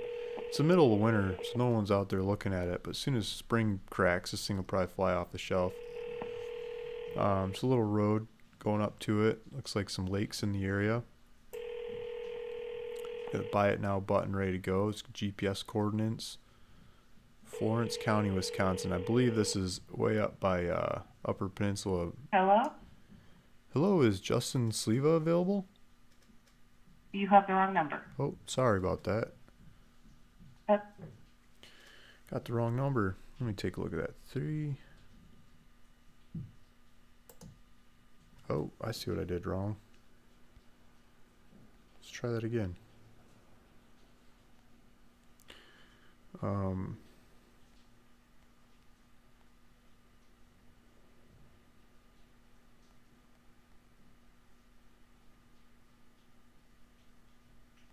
Let's make sure I get the right number this time.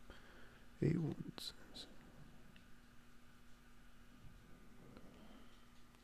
Okay. So it's got the little stream. It's by the lakes. I think it's way up north in Wisconsin. It's a great place to have a cabin, fishing cabin. Probably go duck hunting in parts of the year, deer hunting parts of the year. Morel mushroom in the spring. Yeah, look at that. So it's right up in the northern part of Michigan. I grew up over here.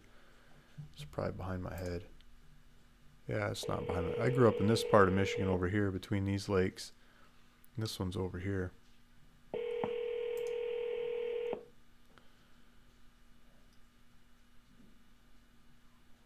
You've reached Justin Sleva. Okay, I'm we away missed from the him phone again. right now. Try them again someday.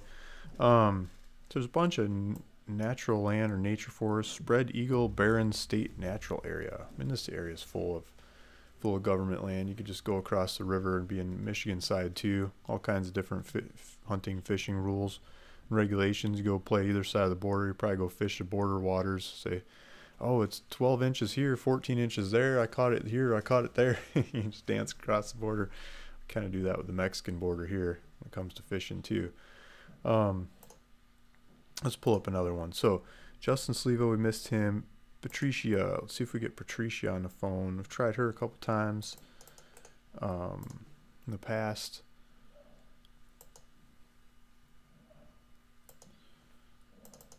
Let's see what she has today. I think I've pulled this property up in the past, but I'm not 100% sure. She's had numerous different ones, so no, I don't think I've ever pulled this one up. Third of an acre in Kane County, Utah. So let's pull it up on the screen. So Kane County, Utah, $4,200. Let's see if she answers the phone.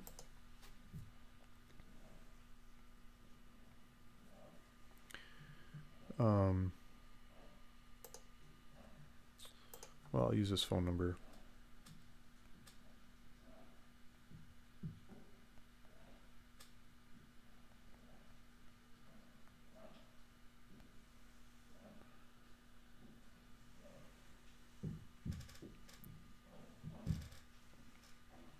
So Kane County, Utah, 0.33 acres.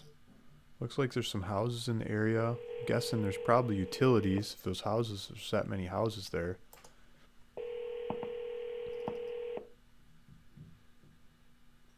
There's a power line right here. Power line right here. There's electricity in the area. Hi, this is Patricia Petty. Okay, so we missed her, Patricia, and but she's got a good-looking property here in Kane County, Utah. I'm guessing it's the cheapest one of that size, that class in the area, because that's just how we do it. And let's find Kane County, because I don't exactly know what part of Utah that is. Traveled around Utah some, but I'm not so familiar with Utah. Ooh, some lakes. What lake is that? Let's see. Glen Canyon.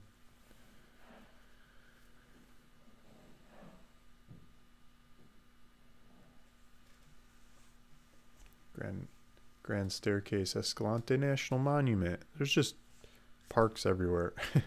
So you can go over here to the river and just live it up. Looks like a lot of water. Zion's over here. It's beautiful. Just a lot of beautiful nature all around this area, just north of Nevada. Just the Nevada border here. Right? How am I totally lost? This is New Mexico. Arizona. Ah, my bad, guys. I'm usually better at geography than this. Nevada's over here. Arizona's here. So it's just north of Arizona. You got the Grand Canyon. You got Bryce. You got Zion. So you're kind of in between the Grand Canyon and Zion. That's what all this water is. It's the Grand Canyon. It's part of the Grand Canyon. It's the upper parts of the Grand Canyon. Glen Canyon National Recreation. So I haven't been to this park. It's one park in the U.S. I haven't been to. I've been to these parks over here and down here, but I haven't been to this one. Maybe I should jump in the car and go. Okay, so who's up next? We got Luke Harris. I don't think I've ever been able to get him on the phone. But he keeps doing good-looking properties with owner financing. Let's see if he answers today.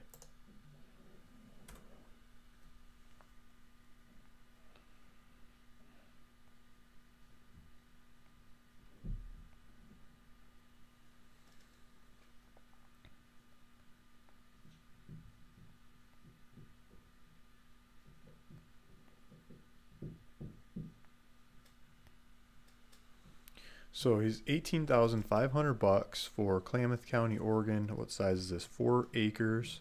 Or he'll do $500 down and $250 a month for 72 months. So 4 acres. Looks like a little road coming up to it on the west side. And looks like some trees around the area. Maybe not right on the property, but scattered around the area. Probably good horse land. See if there's some rivers near. I think this is Scion River coming through here. I think this is really good fly fishing. This river just south of there. There's a bunch of national forest around the area. You've reached the end of Luke Harris, please. So we missed it, Luke. I bet you there's good deer, maybe elk, and all kinds of hunting in the area that you can jump out to, and all these huge national forest areas to go explore. See if we can get Dave Dennison on the line. We looked at numerous properties of his today. We got one here highlighted.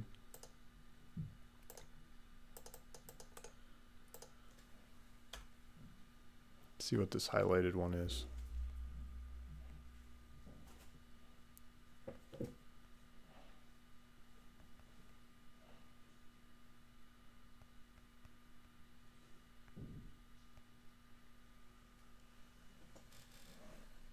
So $12,000 or $249 down, $199 a month. In Park County, Colorado. So he's hitting some areas that have some popularity. Park County in the past has flown off the shelf. So let's see. I don't think this is the right map for the property. Looking at these pictures.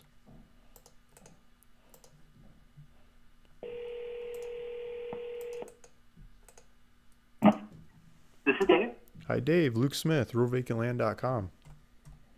Hey, Luke, how you doing? Hey, good. Yourself? So I've seen you're posting a bunch of properties on the website. Looks like some good looking ones. I got you live on YouTube. I got this 5-acre property in Park County, Colorado pulled up. And I think I'm looking at a bad map. I'll try to get that fixed. But the pictures you got on here, I'm going to use the GPS coordinates. And do you know which property I'm talking about? Yeah, I have two in Park County. Okay. So one is about 5 acres, and the other one is a little under that. This is the APN 11697. If you give me a sec here. Yeah, 11697. Yep. That's the one I'm looking at. Yeah. So Great property up in the hills, not too far from Hartsville. okay. So have you had this one for long, or do you get interest in it, or I think? Yeah, absolutely. So this is a property that we actually had sold to someone previously, and unfortunately they lost their job, and it got returned back to us just in the last month. So we got it back up on the market. Last time it was gone in less than a month, and so great property for someone who wants to be close to Denver. It's only an hour and a half away from Denver and Colorado Springs. So I'm seeing, maybe because you have two different ones in Park County, maybe some of the data is getting crossed, and I'll try to get it fixed. But there's like a little town, and it looks like it's on the side of town in one map. And another map, it looks like it's there's some streets running around the area, and there's no town right there. In the pictures of it, I see lot lines with the lot there with no town around it, mixed in with some that have the town around it. I'm wondering if I'm looking at two different properties. Some of the pictures are mixed together. I don't know. I wish I could fill you in. But the property we're talking about isn't too far from Hartsville. It's kind of southwest of Denver, west of Colorado Springs, and it's a great location, 5 acres, grassy area. I own some property that's further south as well in Costilla County, and out there it's more deserty. So a lot of people like the more grassy area. Plus, you can have a tiny home out in Park County, which is really fun. So I think it's 300 square feet minimum for the tiny house, and it can get done there. So for those of us that are tiny home type folks, it's a great fit for them. That's awesome. So what do you know about the septic regulations, or have you dug further into it, or do you want to not get into it, or? Gosh, that's beyond my pay grade. I don't know about the septic regulations. In general, I think of Colorado as being a little more strict, Arizona kind of being a little more loose on septic stuff, but I'm not an expert in that area of development. I'm just a land guy. Yeah, I hear you. I always have people asking. I just thought I'd throw it out there.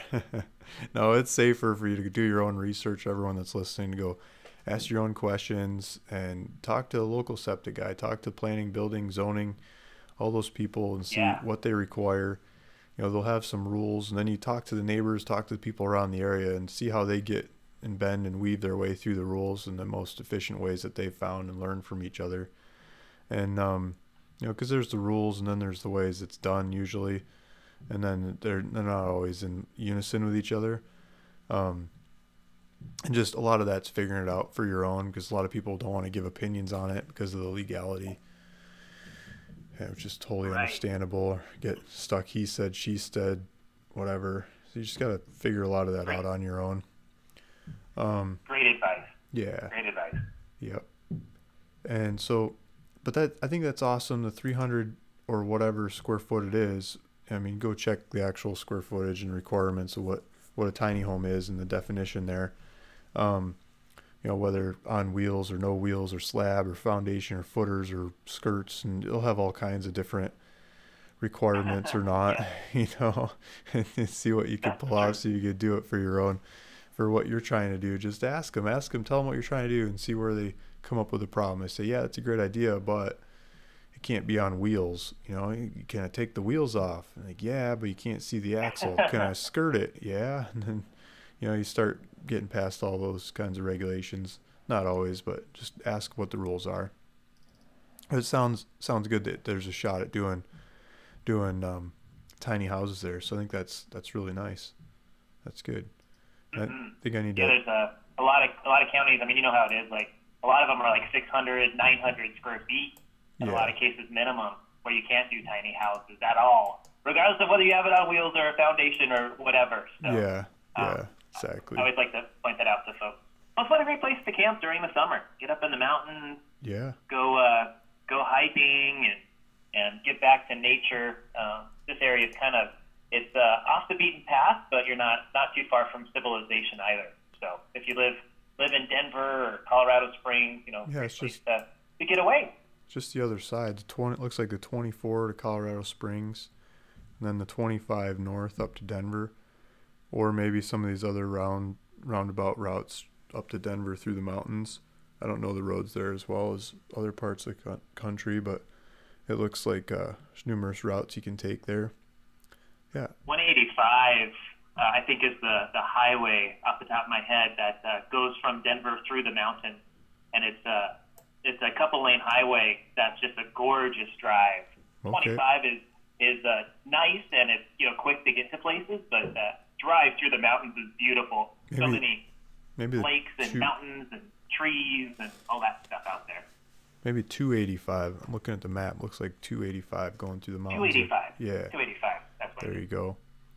That looks like a fun one. maybe keep your snow chains ready though. Yeah. Right. Yeah, this time of the year, absolutely. Yep. Exactly. So, okay, thanks for coming on the call. Thanks for bringing this property and a bunch of others. I've just been getting listed on the website real recently. Thanks, Dave. And guys that are listening, this is Dave Dennison. His name, phone number, good family photos on the website here. Good smiles. I was pointing that out before.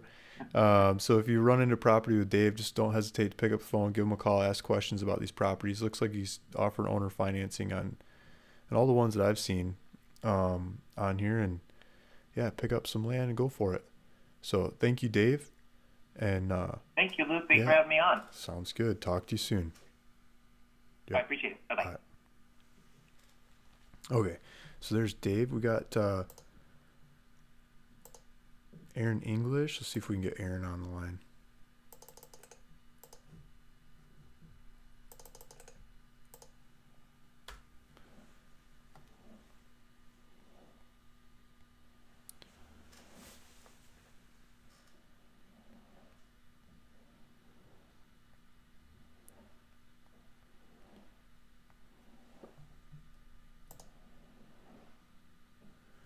Pushing 2 hours on this call. I'm trying to keep it quick here, guys. Sorry about time's going and going and going. I get lost in doing land deals.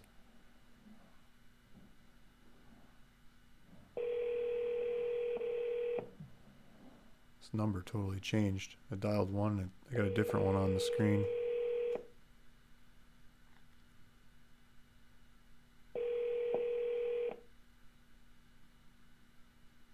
Please leave your message for 91. I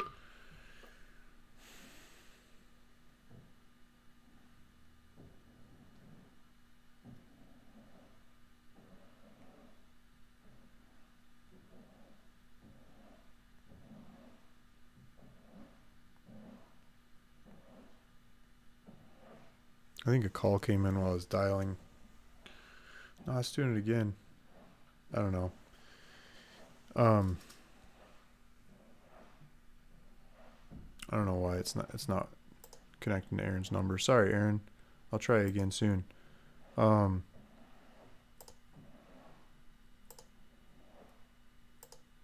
got Jason Rusk. Jason's got a property.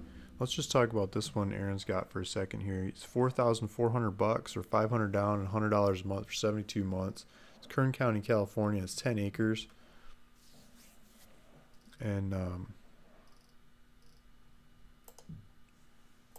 let's take a look at this thing.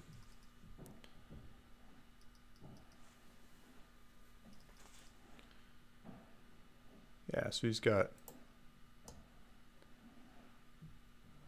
we? We're up north of town. I think this is Tehachapi over here. Yeah, here's Tehachapi. And California City, North Edwards. South of there, we've got Lancaster, Palmdale, and then we're into Los Angeles. It's not too far from Los Angeles. You could come out here on the weekends, coming out of Los Angeles and back again to go to work for the week and go party it up in a property like this. 10 acres, just classic desert side. Go have fun. Desert tortoise natural area is off to the side of this. This one's not in the natural area, I don't believe. Oh, it is situated in desert tortoise natural area. We have property that doesn't just offers off-grid living for you, but also adventures like camping, stargazing, trekking, trail, and a lot more. Okay, so let's get the next one is try Jason Rusk. He's got a property in Castilla County. Let's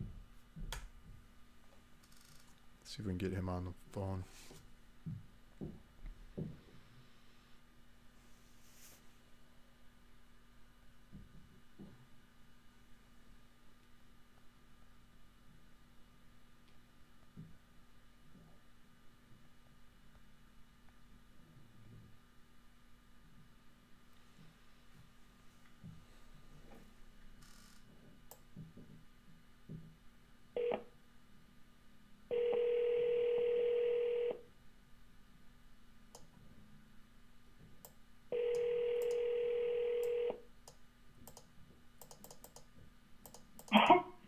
Hello.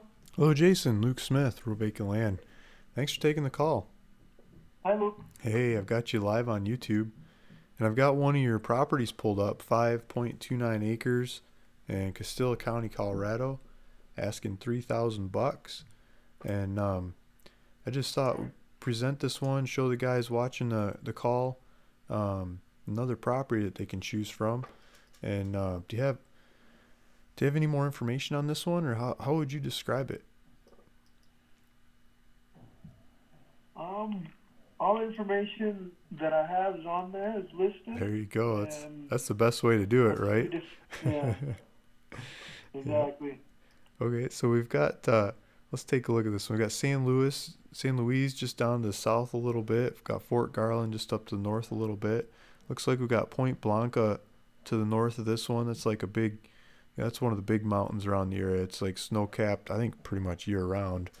And so you can see this big white top mountain to the north, and you got Sandy Cristo Mountains, I think, off to the east of the property.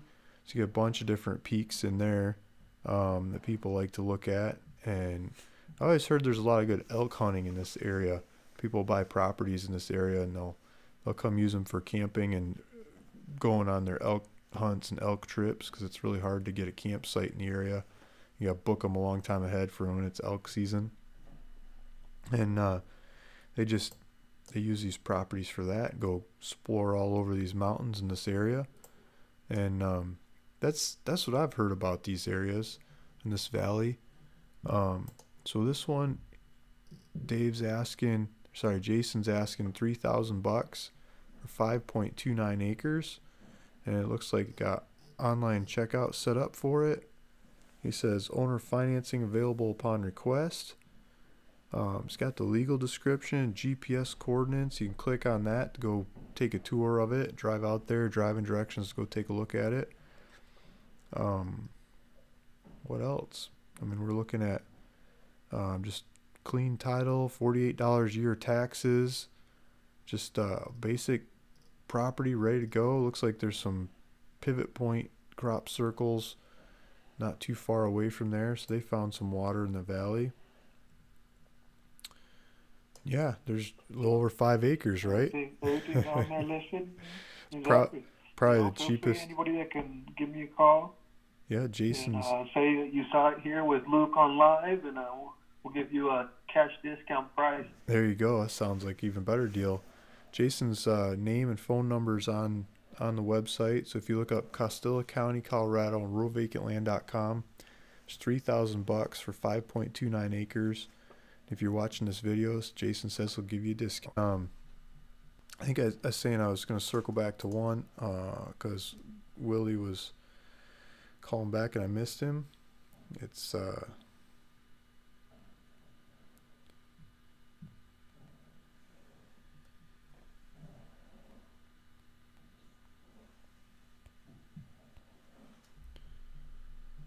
he had a property we looked at for a second in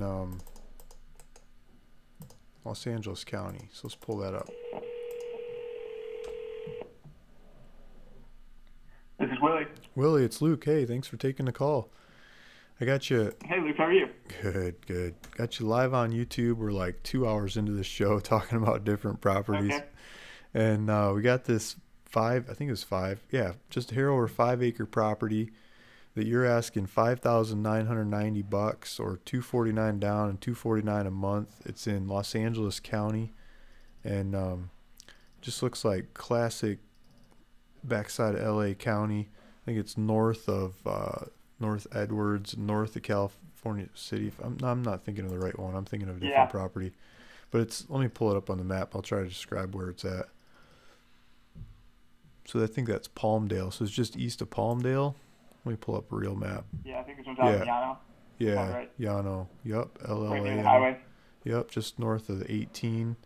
So Victorville's off to the east, Palmdale to the west. The 138 turns into 18 This one there. actually sold on Saturday. So this one is gone. Okay. All these LA County properties have been gobbled up. I think I only have one left. It's probably sold, I don't know, 10 of these in the last 5 months. There you go.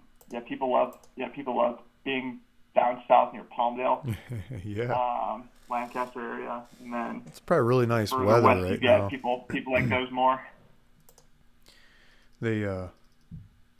It's raining on this side of the mountains. I wonder if it's raining on that side. Probably not. It's probably still dry as can be and toasty, and this is a good time to be on that side of the mountain. Yeah. So yeah, people probably grab them up. Close by the mountain, right near Palmdale. But I only have one left. It's right near Lake LA. It's 2.5 acres. 2.5 acres. It's probably up on your site somewhere, but obviously Lake Los Angeles is right there near Palmdale. It's 2.5 acres. Asking about $5,500. I think similar terms as this one. So probably $249 down, $249 a month. However many months. But I think it's reasonably affordable. But yeah, people are really liking the owner finance term, especially in this area.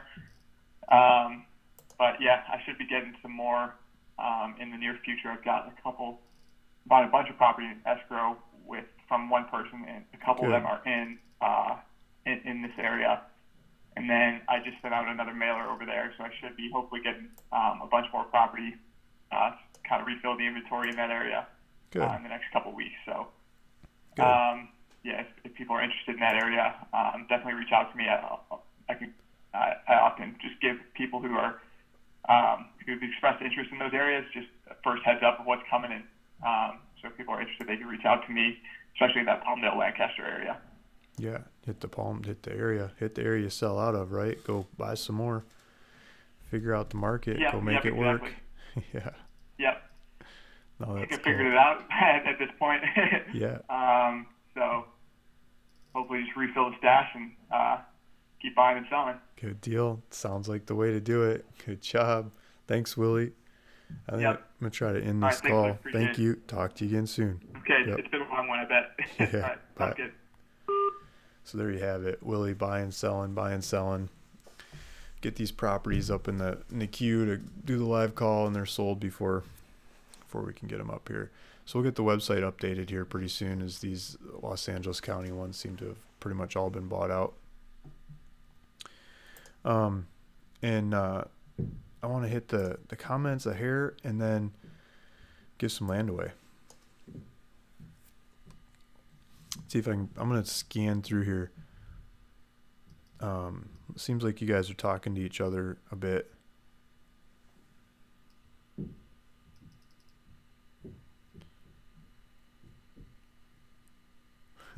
That's what I'm saying. Just north of the California Correctional Facility. Bad boys, what you gonna do?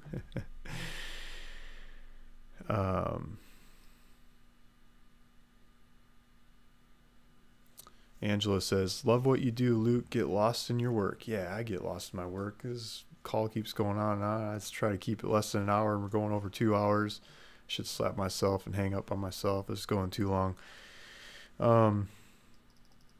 Okay, so let's see if I get some good questions.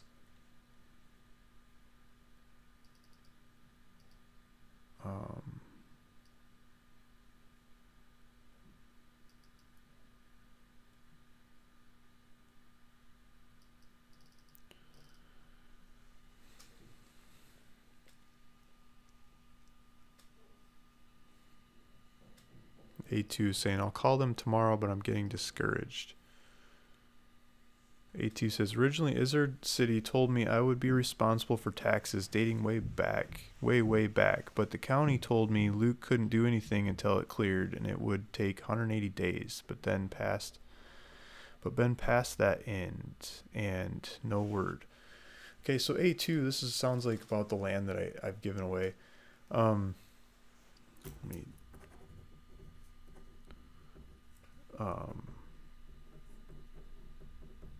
taking some notes for myself. I'll check up with you on the land. So the way the county's trying to collect the back taxes for the land, right? So they're trying to get back taxes from like forever ago paid up. And the way it works in Arkansas is the state, after a certain amount of time, takes over, because there's a whole bunch of little counties in Arkansas, and it was just getting ridiculous on collecting taxes, and it was becoming a problem. So they had the state take over somewhere along the way. So the state took over, and the state set up commissioner state land, whatever they're called. And so now they step in and they auction off the properties for the counties. And the counties don't do it anymore on their own. It's a state thing. And they follow the state rules and the state infrastructure and the state program. And the state does the paperwork and everything, gets it recorded at the county. So the state has a couple processes. And the process that I like to use with the state is they run an auction, and you could go cherry pick their auctions and buy land out of their auction, sure. But the auctions start at paying the back taxes, all the back taxes going back for forever. And a lot of the properties, like, people don't bid on them because they don't want to pay all the taxes. You go buy some other property cheaper than paying all those back taxes, right? And so then what's the state going to do? They want to get it back on the tax roll. So a certain amount of time goes by after the auction, and then nobody pays the taxes, nobody bids for the, at least enough to pay off the taxes or more to get it. A certain amount of time goes by, I think it's 2 years after the tax auction, nobody's bid, nobody's tried to buy it. They do negotiated deals. And so that's what I like, negotiations, right? Like, I could make an offer.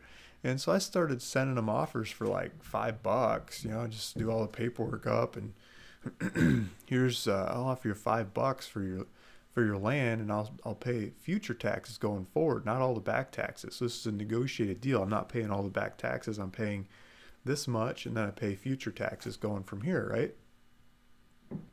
They turned me down on $5. I figured I could buy all the properties in the whole state, if they were willing to sell them for $5. Like, I'll just clean them out, put them out of business. No more state land commissioner. Don't need you. I'll take them all. I'll sell them off one by one, right? They turned me down, but they said how much they would take, and so I said, okay, I'm not gonna try to buy them all. I'll try to cherry pick them a little bit then, and I sent them money that they said they would take for all these properties I was trying to buy. And you gotta make a separate check and separate paperwork and separate stuff for each one, separate signatures, separate stuff. You can't just make a spreadsheet, say here you go, fill all the deeds out to this name. You got to do each one, right? So I did that, like banker's boxes, like these kinds of things. Let me pull up the screen so I can see what I'm talking about. Like this kind of box, like here you go, ship over, full of checks and deeds, and saying, okay, here's my offers. And it takes them a long time to go through a banker's box of offers, but they process each one of them, each little piece of paper, the staples, and do all their little dance, and then they send them back and they say, you know, we won't take this, but we'll take that, and blah blah blah blah blah. And so just systematically go through and check them all and see what they'll take on each one of them, right? And it takes some months to go through it, but they do it. They probably hate me for it, but I get to see what they're willing to sell the properties for, and then just go back. And I thought that was it. Like, I didn't negotiate from there. Later on, I figured out you can negotiate from there too. So they come back and they say what they want. They'll take less than what they say what they want. And so going back and forth on the properties, you know, I think I figured out their cost of how much it costs them to do the paperwork to get rid of one of these properties, get it back on the tax roll. And I don't think they'll take, at least I've tried, at least to me, they won't take less than what I've figured out their base bottom, rock bottom cost is. As they still pay for like the recordings and stuff to the county. And that wipes out the taxes from the past. And so the county keeps saying they're going to get their taxes, going to get the taxes, going to get the taxes. And the state says, Trump card, boom, no more taxes. You don't get the taxes, but you get taxes going forward. And so the records get changed. And it takes a little bit of time for the records to get changed. And all of a sudden it goes from a bunch of taxes to no taxes. And there's some weirdnesses in there. And not all the taxes get wiped out. So, like, if you're going through all the stuff that's for sale in Arkansas on the State Land Commissioner's website, there's a bunch of them that are for sale in, I can't think of the county, like Hot Springs County or something, right? And you look at it and like, oh, it's next to a beautiful lake, and it's really cheap and it's gorgeous and everything.